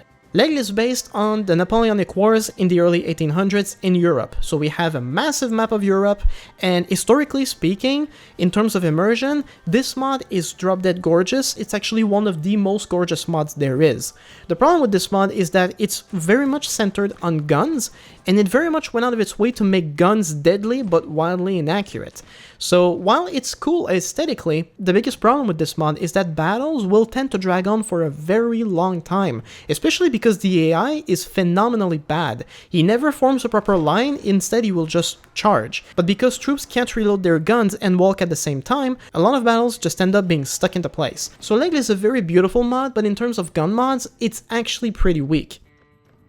Number 65, we have the Red Wars, which is a much better gun mod in my opinion, because it takes us to the 1900s, but it also takes us to the 1900s in Calradia, and as such has a very interesting aesthetic, because it will borrow ideologies from the time period. So you have some communist states, but you also have some Nazi states, so it makes for some pretty funny moments. The guns in this mod are fairly accurate at a long distance, and they can fire multiple rounds before needing to be reloaded, and as such that makes battles far deadlier than in any other gun mod. The problem is that the Red Wars ultimately was never finished. So while it has a lot of cool stuff, there's also still a lot of native scenery, which kind of breaks the game because now you're using guns. So it's a pretty funny mod, but there's not that much more to it. Number 64 is Snow in the East, which is essentially the Red Wars but in a more historical setting. Specifically, the mod is centered on World War II on the Eastern Front between Nazi Germany and Communist Russia, and all of the other factions that existed at the time. In that sense, the mod is beautiful, it's immersive, but the guns being a lot more accurate and deadly can also cause the gameplay itself to be broken. Sieges in this mod are essentially impossible, you'll just get mauled in minutes. But if you enjoy World War II and you enjoy this specific setting, then it's still a pretty cool mod to try. At number 63, we have 12th Century, which is one of the few mods I've played that takes us to Asia, specifically in China and the surrounding countries. In that sense, the mod is pretty decent. You've got the scenery, you've got the items, pretty cool. The problem is that the mod still feels largely incomplete and is also kind of too big for its own good. The map is so large that it extends all the way to the Middle East, but it's like, if you make a mod in China, no one is gonna bother with the Middle East, so you might as well focus on making Asia more polished, which is not what this mod does. In fact, because they were too focused on making the map bigger, they didn't really add anything to the gameplay. There's also very few bandits in the world map. The markets themselves, they're not optimized, so a lot of times finding mod items is very difficult. You still have a lot of native stuff, and on top of that, the mod can be a bit buggy at times. So in terms of mods that primarily center on China, this is probably the weakest of them all. And number 62, slightly better, is 180 Heroes, which is also set in medieval China, but this time there's also a bit of a story going on, and there's a couple of interesting features, such as the ability to duel an enemy in battle, which I think is pretty cool. The problem is that this is also a mod that was never fully finished, so there's a lot of spelling errors, and there's also still a lot of native scenery. And number 61, this is The Reckoning, which is the first of the 3 zombie mods. And in terms of ambition, in terms of experimental, this is actually a really impressive mod. It does an excellent job of bringing you to the zombie post-apocalypse. The zombies are about as well designed as you'd hope them to be in a Warband mod. But what actually really made this mod interesting is not only the addition of guns, but the addition of mechanics that allow NPCs to take cover while they're shooting. This is a feature that was recycled in one of my favorite mods that we'll talk about later on. But in terms of actual mods, in terms of replay value on its own, as a zombie mod, it's not impressive. The zombies are still very limited. There's a whole gameplay feature centered around scavenging villages for supplies and then trading those supplies for ammo and stuff, but it tends to be very repetitive and gets boring very quickly. So as a mod on its own, it's very unique, but it's not the best. On number 60, we have Grande Armée. Grande Armée is essentially the successor to L'Aigle, if you will, because it literally takes the same setting, it takes most of the same stuff. The difference with Grande Armée is that they tweaked the AI considerably to make it a lot better. They've also tweaked a lot of things, like the accuracy of muskets, and as such, it's basically polished L'Aigle. It's the same thing, but the battles are slightly more intense. So if you actually like the setting, I would say you can completely skip L'Aigle at this point because it's not been updated in a while, and you can just stick to Grande Armée. And finally, at number 59, the last in this category, this is Sword of Damocles. This mod is actually one of the first ones I've ever played on Warband, and it essentially takes you to a different world that is one of the biggest I've ever played. It does include all the native factions, but it also brought a bunch of new ones.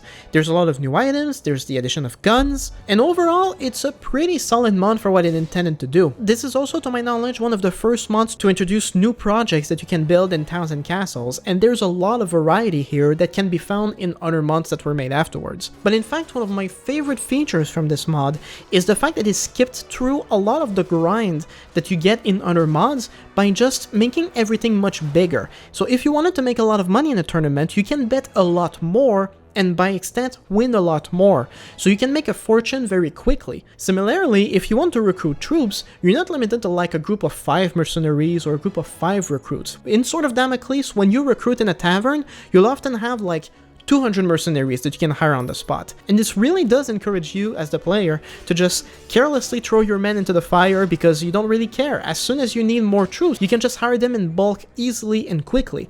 This is one of those things that I wish other mods would do. The reason ultimately that the mod doesn't rank any higher is because while it has a lot of these cool features, at the same time it doesn't offer anything else. The mod is unnecessarily too big for its own good, the music is pretty depressing, and outside of those features I just mentioned, there's no real changes to gameplay whatsoever, so compared to a lot of mods we're going to still see on this list, it makes sense that it still ranks pretty low.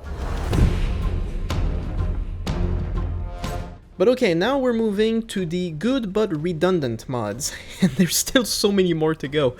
So at number 58, this is Tainted Paths. Now, Tainted Paths is a mod that I played only a few times, and every time I get the impression of like something that is really ambitious. You've got a map that extends from Europe all the way to Asia, which on its own is already impressive before you take into account that you can pick from 3 different time periods, which is insane. One of the key selling points is the much more complex level of strategy. For example, you could tell different groups of units to attack specific other groups from the enemy army, which on its own is pretty cool, but the main reason ultimately that the mod ranks relatively low compared to all the features that it has is because those same features are also confusing as hell. I still haven't figured out how the party limit is 40,000, or why soldiers are called armies instead of something else, or why the towns have so many different things that you can visit that all seem kind of inconsequential. So it could be a very solid mod if it wasn't as confusing. But anyway, moving on.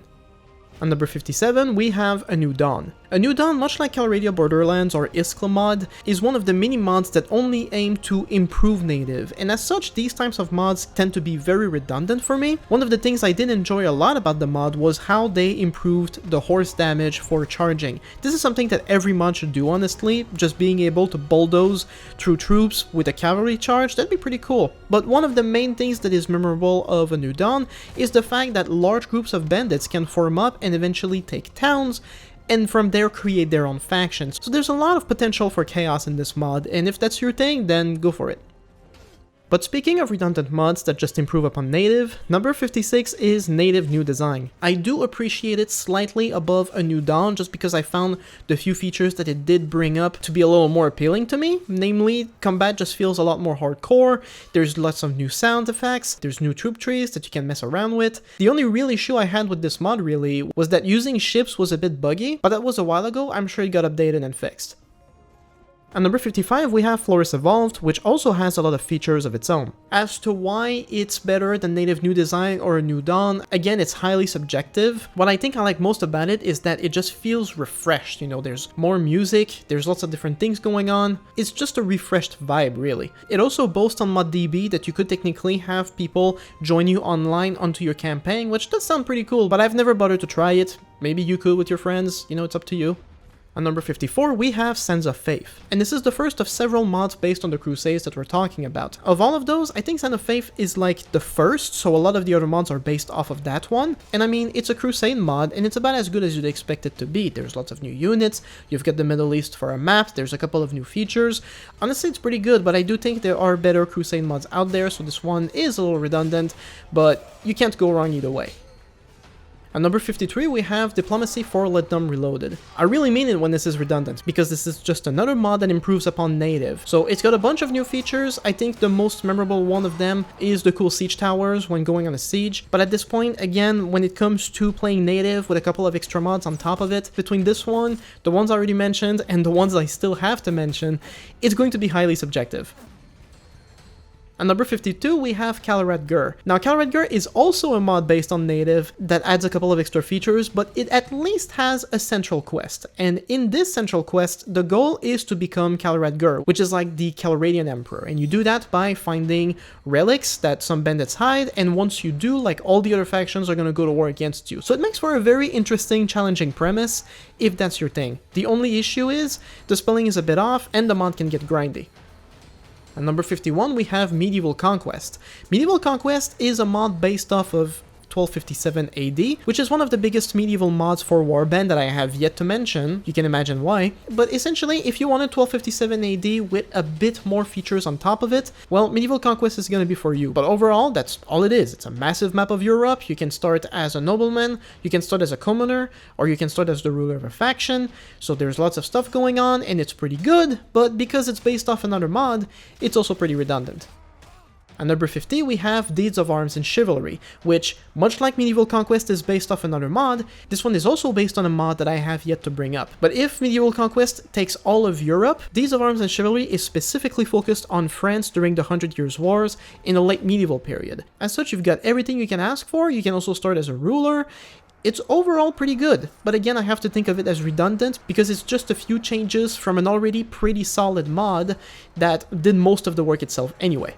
At number 49, we have Bellum Imperi, which is going to be the first of many Roman mods, and in this specific case, I mean, if you want to play a Roman mod, I mean, it's the Roman Empire, split across many different provinces across Europe. There's also different cultures, like the Gauls, and the Britons, and the Germanics, and the Greeks.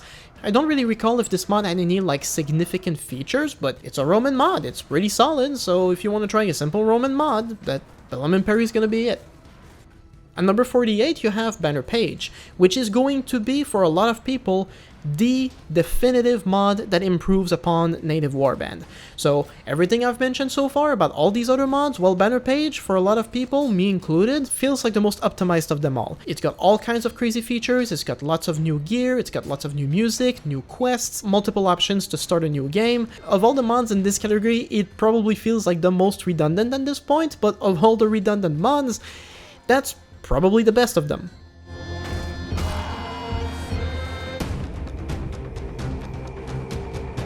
So at number 47, we have Rust 13th Century Way of the Warrior. This one focuses on Eastern Europe at around the same time as 1257 AD, really. So you have the looming threat of the Mongols coming in from the east, and so it all makes for a pretty intense mod. The reason I don't really like it personally is because it was also designed to be ridiculously hardcore, and I mean it. Like, it's a very difficult mod to play, especially as a commoner. It's impossible to level up. Enemies are really tough to kill, and generally I don't like mods that have a bit of a challenge as long as those challenges can be customized to your preferences, and it's not the case in this mod, so really I just feel like the mod being that hard just doesn't help its case, you know? At number 46, we have Honor and Glory. Now, Honor and Glory is also based in Eastern Europe, but it goes a few centuries later, at a time where guns are becoming a lot more prevalent on the battlefield. In a lot of ways, it's kind of like the standalone expansion with Fire and Sword. In fact, it's pretty similar, like, I can't really see a lot of differences, so if you never played the DLC, you didn't buy it, well, you'll get a pretty close experience with Honor and Glory. Overall, it's a pretty solid mod. I don't really have a lot of complaints. The only thing I really don't like is that the battle formations tend to screw themselves up easily, as in, your army tends to rotate based on where the enemy is, but a single guy on a horse could cause your entire formation to screw up, and it's really annoying, the mods that are like that. So, you know, it's a good mod, just little things not for me here. At number 45, we have Sayazin. I think that's how you say it. It's yet another mod that I had in my backlog that I finally played just to include it in this ranking. And honestly, it has a very interesting premise. Sayazen is set in a fictional world, kind of like Calradia, but it doesn't have any fantasy of its own. However, based on the overall vibe, it kind of looks like late medieval period, like the rise of the Ottoman Empire. So there's lots of gun units, but there's still a lot of archer units.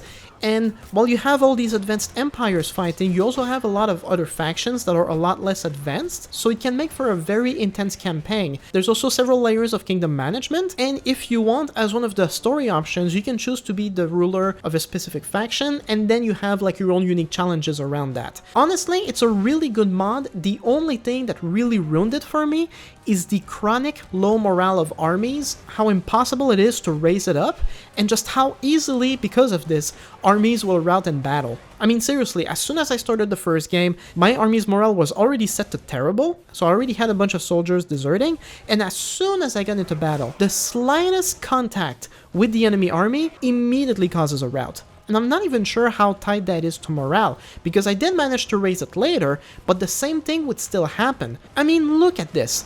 The cavalry barely touched my army, and everyone is already fleeing. I am going to get some reinforcements, mind you, but that's not the issue. Because enemy armies are so quick to flee, it just makes battles drag on forever. And as such, I think like it's really the Achilles heel of this mod. If it wasn't for this, honestly, it would have ranked significantly higher. But moving on.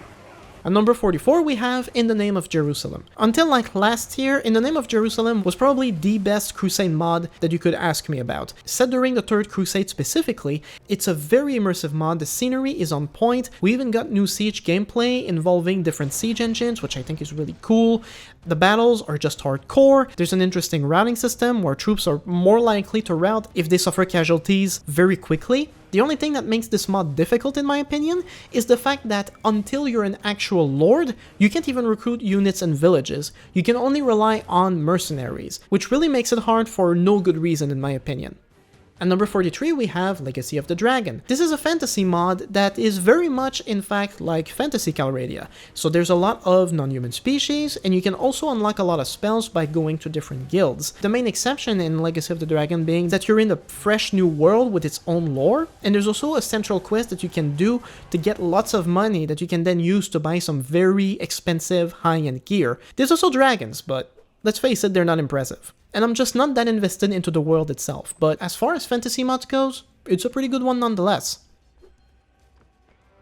At number 42, Mountain Blade with Fire and Sword. So with Fire and Sword is not a mod, but a paid standalone expansion for Warband. It was actually the first DLC for Warband that actually introduced the physics of guns that would later be translated into so many other gun mods. But as far as the DLC itself, With Fire and Sword is based on the book of the same name, and much like with Honor and Glory that I said is based on With Fire and Sword, this is set in Eastern Europe. And it's about as immersive as it can get for the time period. You've got lots of cool items, you've got all the scenery, you've got some new mechanics for the sieges, and there's even like 3 main storylines that you can follow, although they can be very grindy at times. So ultimately the reason it doesn't rank as high is because, while it's pretty good at what it aimed to do, the story itself just isn't that entertaining. In fact, there's some things you can do in the game that can actually break the story. And I mean, it's still the same native soundtrack, which I think is kind of disappointing. And besides the few things I mentioned, for the most part, it's still the exact same gameplay. The kingdom management isn't improved, there wasn't anything really new besides the guns. So as far as I'm concerned, With Fire and Sword has its place in the history of Mountain Blade, but I do think a lot of the mods that came afterwards are just better. At number 41, pretty much dead center at this point, we have Prophecy of Pandora. It's been one of my hottest takes since the beginning. I know a lot of people love Prophecy of Pandora, and they have a lot of reasons to be. It is a massive mod, surprisingly stable, then there's a lot of new features to it, lots of new mechanics, but my reasons for not liking it that much have always been the same. While a lot of mods tend to just give you all the features to try on the go, Prophecy of Pandora is designed in a way where you really have to play it to really get all of the benefits in the long term. And to me that just sucks. Like, if all your special items and unique weapons are hidden behind tons of grind, to me that's just not fun. I enjoy like some unique quests, I enjoy a bit of a challenge, but in Prophecy of Pandora I just felt it dragged on, and you know, that's just not for me. Similarly, at number 40, we also have a really good mod that I just don't happen to like personally, but I can't deny how amazing it is. it's The Last Days of the Third Age. If you like Lord of the Rings, like, there's no point in looking anywhere else. The Last Days of the Third Age is as immersive and as faithful as it can possibly be. And with the script enhancer, you can have like those really big battles that are really more reflective of Lord of the Rings. There's also all the unique quests, the fact that you can choose to fight on either side of the war. It's really good. The only things I don't like about The Last Days of the Third Age is Lord of the Rings. I'm not a fan, I've never liked the movies, I just thought the whole thing was boring. There's also this weird currency system that I just don't like. It's basically, instead of having like a currency like actual money, you have influence points that you can only use with specific factions. So I understand what they were trying to do with it, I just feel it's restricting and it doesn't have to be. But overall, I mean, yeah, it's really a good mod, just, again, not my taste. At 39, we have Evlat. Evlat is a story-driven mod set in Calradia, and the story itself is pretty straightforward. You're actually a former adventurer coming out of retirement, and you even have your own kids as your starting companions, while all companions from Native are now longtime friends, and your first quest given by one of them is about buying some exotic tea. And while that itself is pretty simple, the storyline quickly derails with a bunch of obstacles that take you all over Calradia, in a bunch of cool battles that also grants you some unique items. Honestly, it's not a particularly engaging story, but it doesn't need to be. It's well crafted and it's refreshing, and overall it's a pretty good mod that you should definitely try out at least once. On number 38 we have 16th Century. 16th Century is a mod based on the entire world, probably the biggest world map I've ever seen in any game, from Europe to Asia, to Africa, to the Americas. All of the main cultures that we can think of in their respective regions are covered. So it really does make for a very interesting experience, especially if you want a mod where you can conquer the entire world. The only real problems with it is that outside of this massive, ambitious world, there's just not that much new to it, especially when it comes to kingdom management and going to war. But as a solo explorer, you'll have a lot of fun discovering all the new scenery, and there's also some dungeons with unique gear that you can explore for. So overall, 16th Century, not the best, but can't deny how ambitious it is. Number 37, Asgad, Story of Calradia. So this mod is a bit old by this point, but much like Evlat, it's a mod set in Calradia that is also story-driven. But what I really liked about this mod is that the story does gradually get more complex, but it also starts rewarding you over time, so you get lots of cool gear. At some point you can become a lord in the Kingdom of Swadia, and it just keeps going on from there. As such, it was a very fun mod to play through, with the only caveat being that the writing and the spelling is god-awful. At number 36, we have Sparta. Now we talk a lot about ancient Rome and how cool it is to play an ancient Rome mod, but when it comes to ancient Greece, Sparta is going to be the mod you want. It's immersive, it's absolutely beautiful, they even managed to recreate the phalanx formation, which I think looks amazing. The only real caveat of Sparta is that it was also designed to be a ridiculously hard mod to play. But if you cheat, then that won't be a problem at all, and you can really have a good time with this mod. Similarly, a mod that was also made by the same modder as Sparta, at number 35 we have Renaissance. And listen, you want a mod based on the Italian Renaissance? This is where you gotta go. You have a massive detailed map of Italy, you have all the items of the time period, you have the new sound effects and music. I really don't have much to say about it. It's a really fun mod. However, it wasn't designed to be as hard as Sparta, so it's definitely more accessible to the casual gamer. And at number 34 we have Adventure in the East. This mod is set around the time of the collapse of the Western Roman Empire. And so in the Middle East we now have the Eastern Roman Empire, but further in the east we have all these new kingdoms rising to challenge the Mediterranean power. So in this context, the mod is about as amazing as you'd expect it to be. We have all the new scenery, we have all the items, and there's also an option to play a story mode. And the story itself is pretty interesting, although it does get pretty grindy, but overall, for this specific time and place, Adventure in the East is a beautiful, very immersive mod that is still in active development.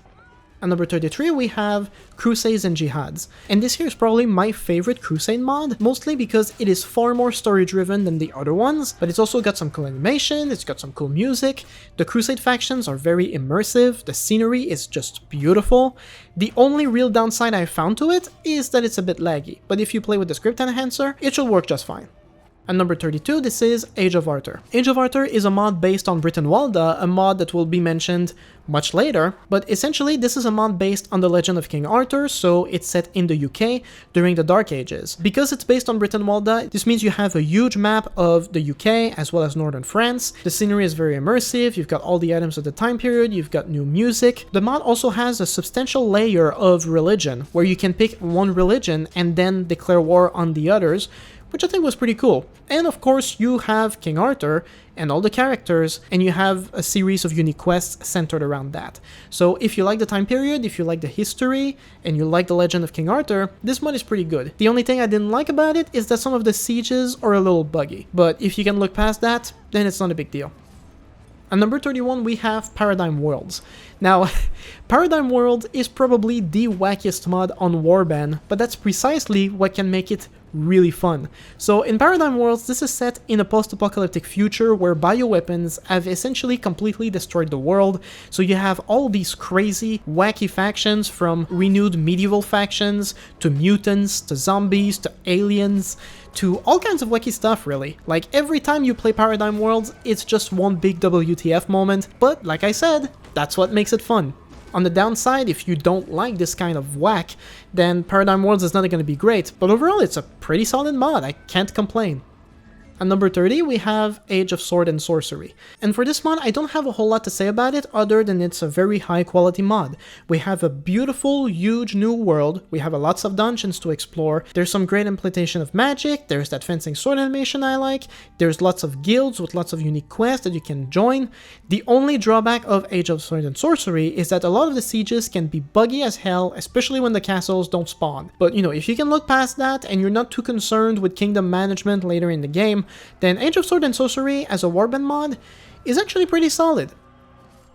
Number 29, we have Light and Darkness, Heroes of Calradia. This here is probably one of the best story-driven mods that we have on Warband, and it's set on the map of the first Warband game, which also makes it a little more refreshing. There's also some fantasy elements, there's even cutscenes, and again, it's very story-driven, so if you want to have like this feeling of being in a story, then this mod is really going to be good for you. The only issues I have with it is that because it's still set in Calradia, the vibe is still feeling very redundant, and some of the quests can be a bit grindy. But yeah, if you want a story-driven mod, I think it's a good one-time experience that you should definitely try out. At number 28, 1429, The 100 Years' War. I did bring up Deeds of Arms and Chivalry early on, and the mod it was based on is actually this one. The mod no longer exists, apparently the modder took it down after suffering some cyberbullying, which is unfortunate, but this is the same immersive late medieval France mod that you had with Deeds of Arms and Chivalry, with the difference being that there's a couple of unique quests, some of them work, some of them don't, but I mean, at the end of the day, if you want a 100 Years Wars mod, I really recommend that you try either this one or Deeds of Arms and Chivalry, but I do prefer this one personally. At number 27, this is Rome at War. Yet another Roman mod, I know, but this one is pretty cool because while a lot of Roman mods focus on Rome at the peak of its power, this one is bringing you straight at the very beginning of it. So a lot of the armors are a lot more primitive, and Rome isn't nearly as powerful as it would be in other mods. There's a lot more rival kingdoms around, which can make for a pretty fun campaign. Honestly, I didn't really have any complaints when I was playing this mod. It was to the point, it was simple, but it was great. The only real issue is that as far as I know, the mod was never finished, so there could still be some native elements here and there, but I haven't seen any. But if you want to try a Roman mod, this is as good as one to pick. At number 26, this is the last mod that I had in my backlog before making this video. This is 5 Dynasties and 10 Kingdoms. When it comes to Chinese mods, I would say this is the definitive one, and it's actually very recent. It was released just this winter. So in this mod you have feudal China, as it's completely fractured between different emperors and dynasties and kingdoms, and just everyone is fighting each other, so it makes for a very intense campaign. In terms of scenery and items and music, it's simply gorgeous. I have no complaints whatsoever. Even the battles using the script enhancer for an increased battle size were really awesome. And the routing mechanic is pretty solid compared to previous mods. So like, if you really manage to hit the enemy hard and fast, you can get the entire army to rout. And for me, that was such a glorious Total War moment. I really enjoyed the battles in this mod. The one thing I did not like about the mod, and the reason it's not higher on the list, is the sieges themselves. I mean, you've got these massive walls that you could besiege, but in all the sieges I've tried so far, you just go straight to the gate, and that's that. I think that's pretty lame considering all the hard work they put into other aspects of the mod. You wish the sieges were a little more intense. In that regard, 180 rolls is actually better, but I'd say that's the only thing that it does better than 5 Dynasties and 10 Kingdoms. At number 25, we have 1257 AD. And here, when it comes to medieval mods, there's really no point in looking anywhere else. 1257 AD is an absolute massive mod that covers all of Europe, the Middle East, and North Africa, with all of the factions of the time period. In the mod, you can start as a commoner, but you can also start as a lord, or even as the ruler of a kingdom. And from there, everything is just crazy. There's lots of kingdom management, the scenery is on point, there's really not much I can say about it. So really, if you want an historical mod, this is going to be one of your top picks, for sure.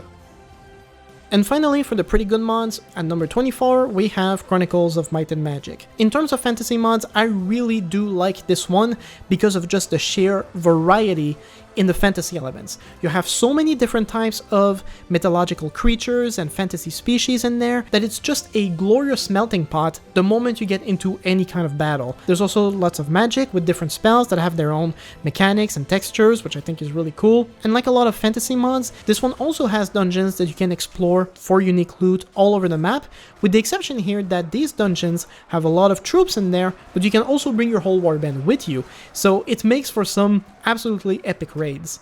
The biggest downside for me is that I know the mod is based on the Heroes of Might and Magic game series, and I don't even know it, so chances are there's a lot of charms to it that are lost on me. It also had a very strong opening, with a portal that opens in a town and all these demons start pouring through, and it made for a great intro for the mod, but there's no story afterwards, it just goes straight to sandbox, which I think is a little disappointing.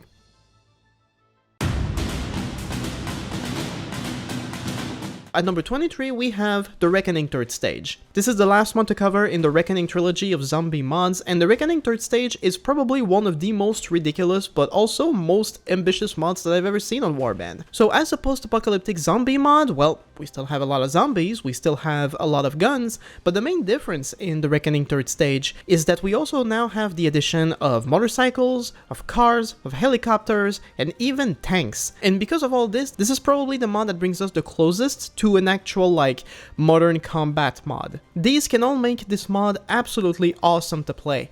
The only issue I've had with The Reckoning 3rd Stage is that because of all these new things, the mod also tends to be very buggy, but keep in mind that when I was playing it without the script enhancer. If you do play with the script enhancer, you might still crash a bit, but it's a lot more stable, and that makes it so much more fun. At number 22, we have Star Wars Conquest. Now, in terms of Star Wars mods, I've said it before, but porting Star Wars into Warband would seem like a pretty big challenge until you actually play the mod yourself and realize just how amazing it is.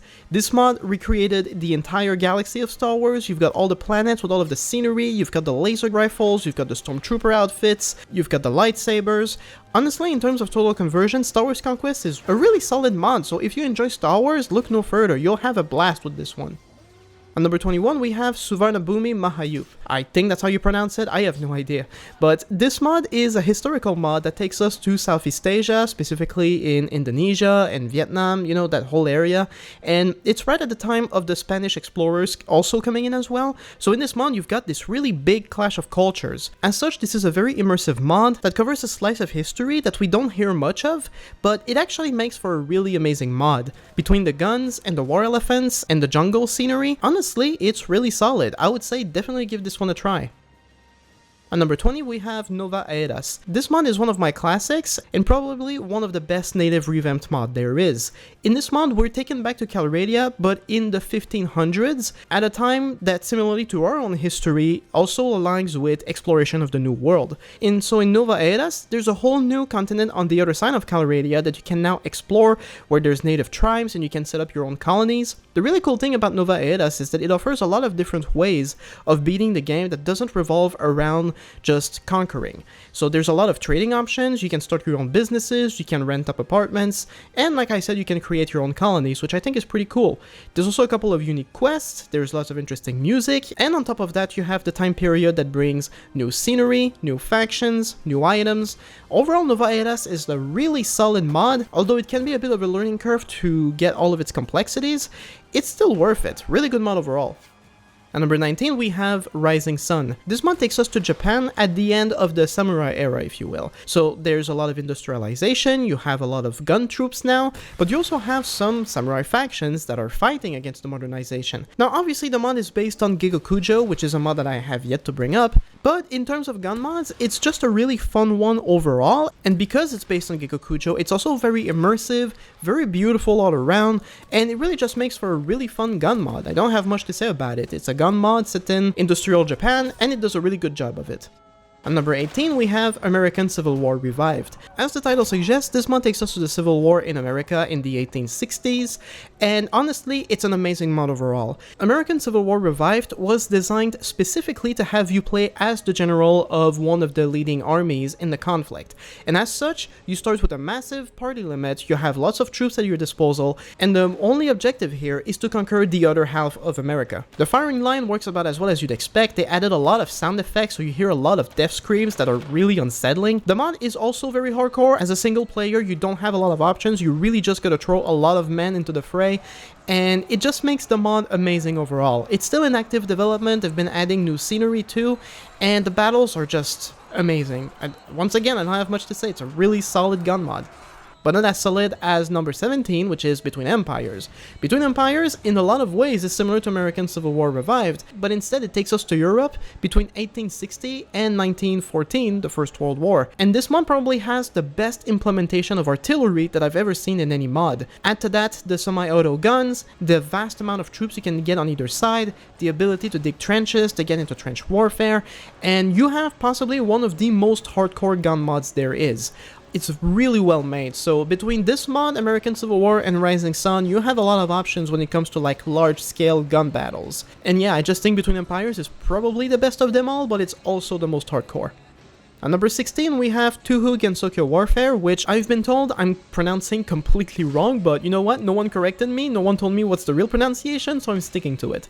So, Touhou Gensokyo Warfare is based on the Touhou Project, which is the series of video games based on the world of Gensokyo, which is some kind of fictional world within Japan where fantasy exists. And while I don't know the world itself, and surely knowing about it would make this mod all the more enjoyable, the mod is nonetheless very good on its own.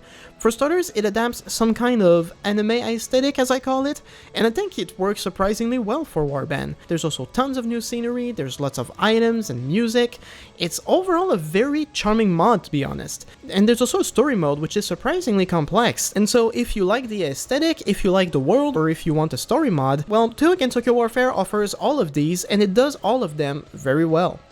At number 15, we have Blood and Steel. This is actually one of the oldest Warband mods that I found, and it's the epitome of simplicity is bliss. You could consider it yet another one of those native revamped mods, but this one is really aimed at mindless, massive, ridiculous battles, and it just makes it so much fun. So in Blood and Steel, we are in Calradia, but we now have a lot of fantasy units, especially in bandit groups, but also all of the groups, from caravans to lords to garrisons, they all number in the hundreds of troops now, making for absolute massive battles. But similarly to Sword of Damocles, this also makes it a lot easier to just recruit a whole bunch of troops at once, and to just throw them into the fray, and it really just makes for, as I've said, really epic battles. And sometimes that's all it takes to be happy. So the mod isn't really complicated, but it doesn't need to be. That's what makes it awesome. And for that alone, I ranked it fairly high, because while it's not as ambitious as other mods, at least what it aims to do, it does very well. Moving on to number 14, we have Struggle for the Iliac Bay. Now, a long time ago in this video, I mentioned a mod based on Skyrim, and Struggle of the Iliac Bay is similar in that it's based on a different game in the Elder Scrolls series, Daggerfall. So in this mod, you have a map centered around the Iliac Bay, you have all of the factions from the game, as well as lots of its items. Honestly, probably the only reason it doesn't rank higher on the list is because I haven't really played the Elder Scrolls games, so once again, a lot of the charm is lost on me. But as a mod, it's actually a really solid one. There's a lot of variety in the scenery, in the music, in the items. There's also the fencing animation I like. There's lots of dungeons to explore for loot. You can also join a bunch of guilds that give you unique quests as well as unique gear, and overall it just makes for a great experience. If you enjoy the Elder Scrolls series or Daggerfall, then this mod will probably be a great experience for you. At number 13, a mod that is very similar because it was made by the same modder as Struggle for the Iliac Bay. This is World of Vaznar. And honestly, the only difference between World of Vaznar and Struggle for the Iliac Bay, the significant difference, is that one is based on a different game, and World of Vaznar is a completely unique setting. Because other than that, they have the same fighting animation, they have the same spelling system, they both have dungeons that you can explore for loot, but I do tend to prefer World of Vaznar better because it comes up with its own world and it's got a very fascinating gothic/renaissance aesthetic that I think is simply gorgeous. So really, you could pick either mod to get the relatively same experience, but I do prefer the World of Vaznar more for its originality. On number 12 we have A Clash of Kings. A Clash of Kings is based on the Game of Thrones world, and in terms of adaptation mods, I would say it's one of the most faithful adaptations there is. And the only difference for me between this mod and a mod like The Last Days of the Third Age is that while I find Lord of the Rings to be really boring, I'm actually a massive fan of Game of Thrones. So when it comes to this mod, I fell in love at first sight. It is simply a gorgeous mod. It's got the entire world of Westeros and Essos, it's got all of the characters, it's got all of the items, there's also tons of unique quests, lots of unique places to explore for the lore and some unique loot, and with the script enhancer, you can have much bigger party sizes, which makes battles all the more hardcore. So really, if you're a fan of Game of Thrones, like, I can't really find any flaws to this mod. In a lot of ways, it feels like perfection. At number 11 we have Warsword Conquest. Warsword Conquest is also an adaptation mod in that it's based on the Warhammer fantasy universe. And in the context of fantasy, it's really hard to beat, because Warhammer is already so ridiculous with all the fantasy tropes, all the fantasy creatures, all the wacky words and lore, that putting this into a mod is bound to be just as intense, and that's exactly the case with Warsword Conquest. Whether you want to create an army of chaos, or you want to be with the goblins, or the undead, or the humans, or the lizardmen, there is so much variety in Warsword Conquest, that regardless of what faction you pick, you will always find yourself in the craziest of battles. Honestly, it's very difficult to sum up Warsword Conquest in so few words. It's just crazy fun, and probably one of the most ambitious Warband mods there is, and it's still in active development too.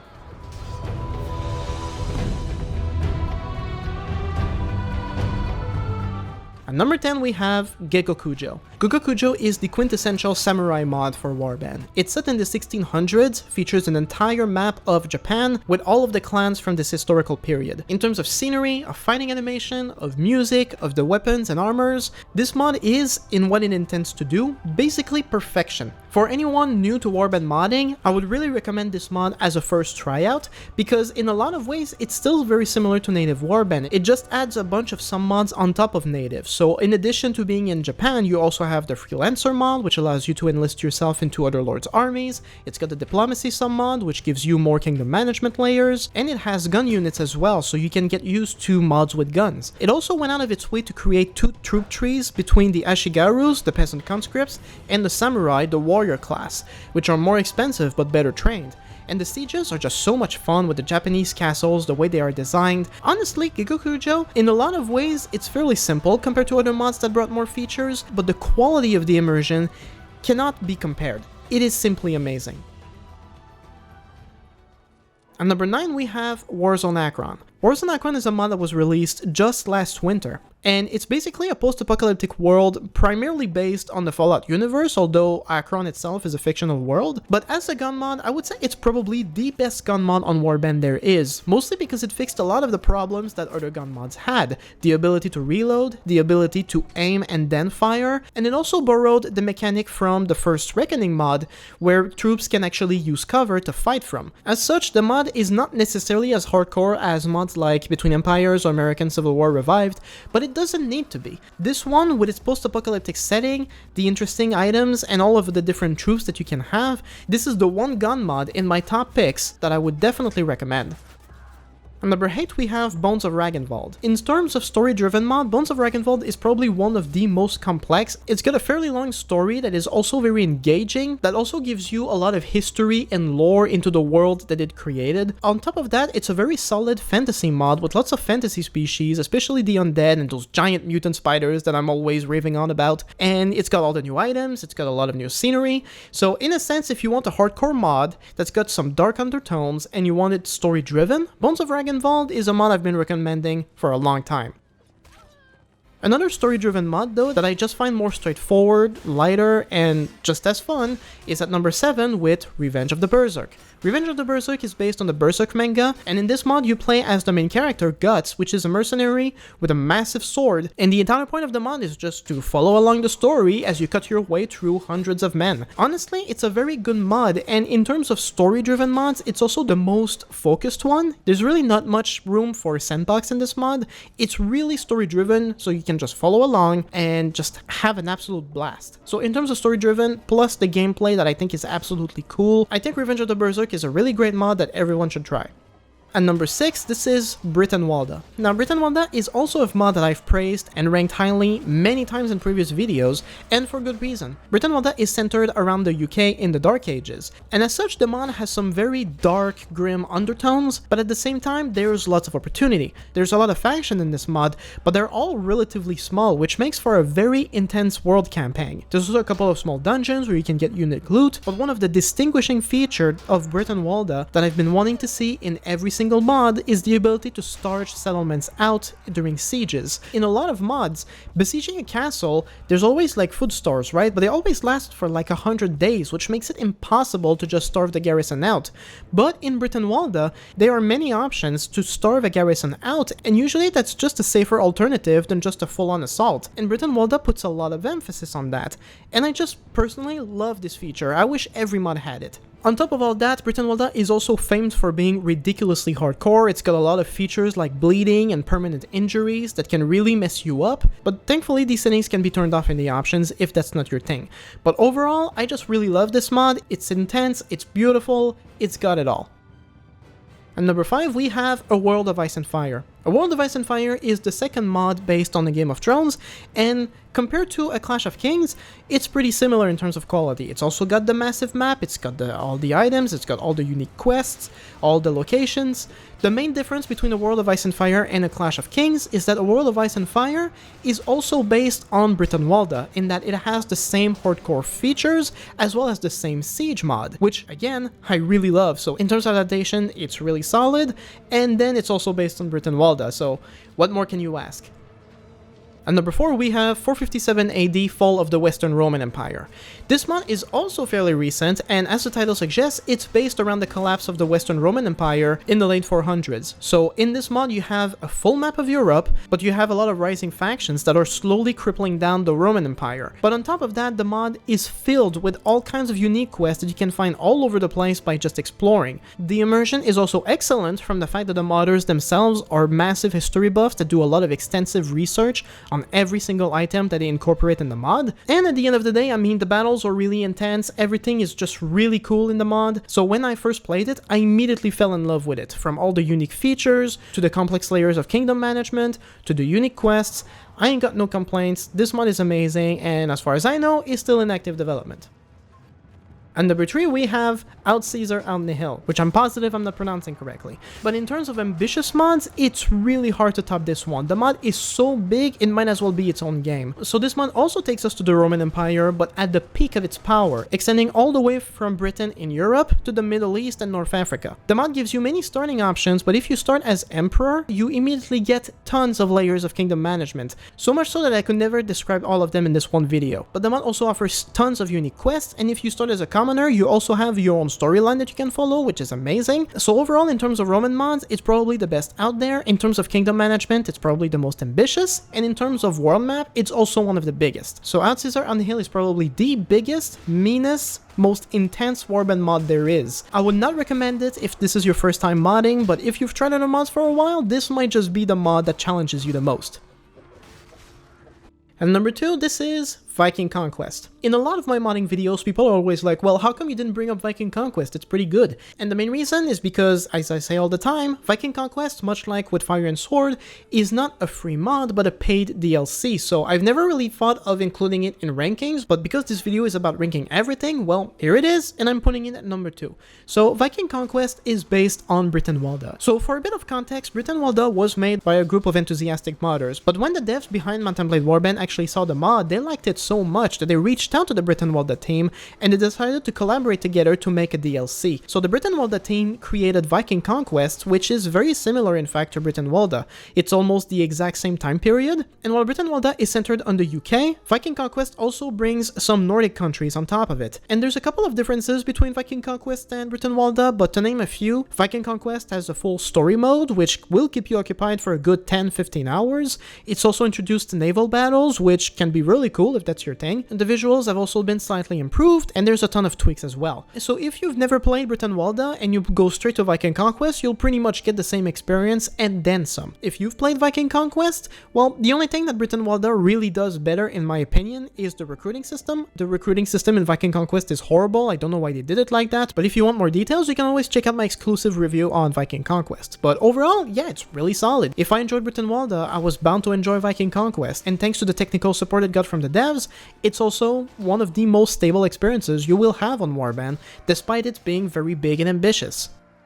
And finally, at number 1, if you've been watching me for a while, you know what this mod is, and yes, despite all of the new mods I've tried over the past 2 years, this mod still ranks number 1, and this is Paris Snow. I don't really know what to say about this mod. I mean, I've summed it up so many times at this point, but think light fantasy, massive world, hardcore battles, overpowered units, unique quests, unique items, a massive invasion by an external force, and that's Paris Snow. It's just got all of the things that I usually look for in a Warband mod, and it does all of them extremely well. I would really recommend, if you want to get into Paris Snow, that you check out the guide I made on it like 2 years ago. I think it's still relevant, but overall, in terms of quality, of size, I've just always been content with Paris Snow, and truth be told, if I had to sacrifice every mod and only save one, ultimately Paris Snow would be the one that I decide to keep. And so it ends. Thank you so much for watching, especially if you've made it this far, and if you've made it this far but haven't subscribed yet, well, please do so. As of making this video, I'm nearing 10,000 subscribers.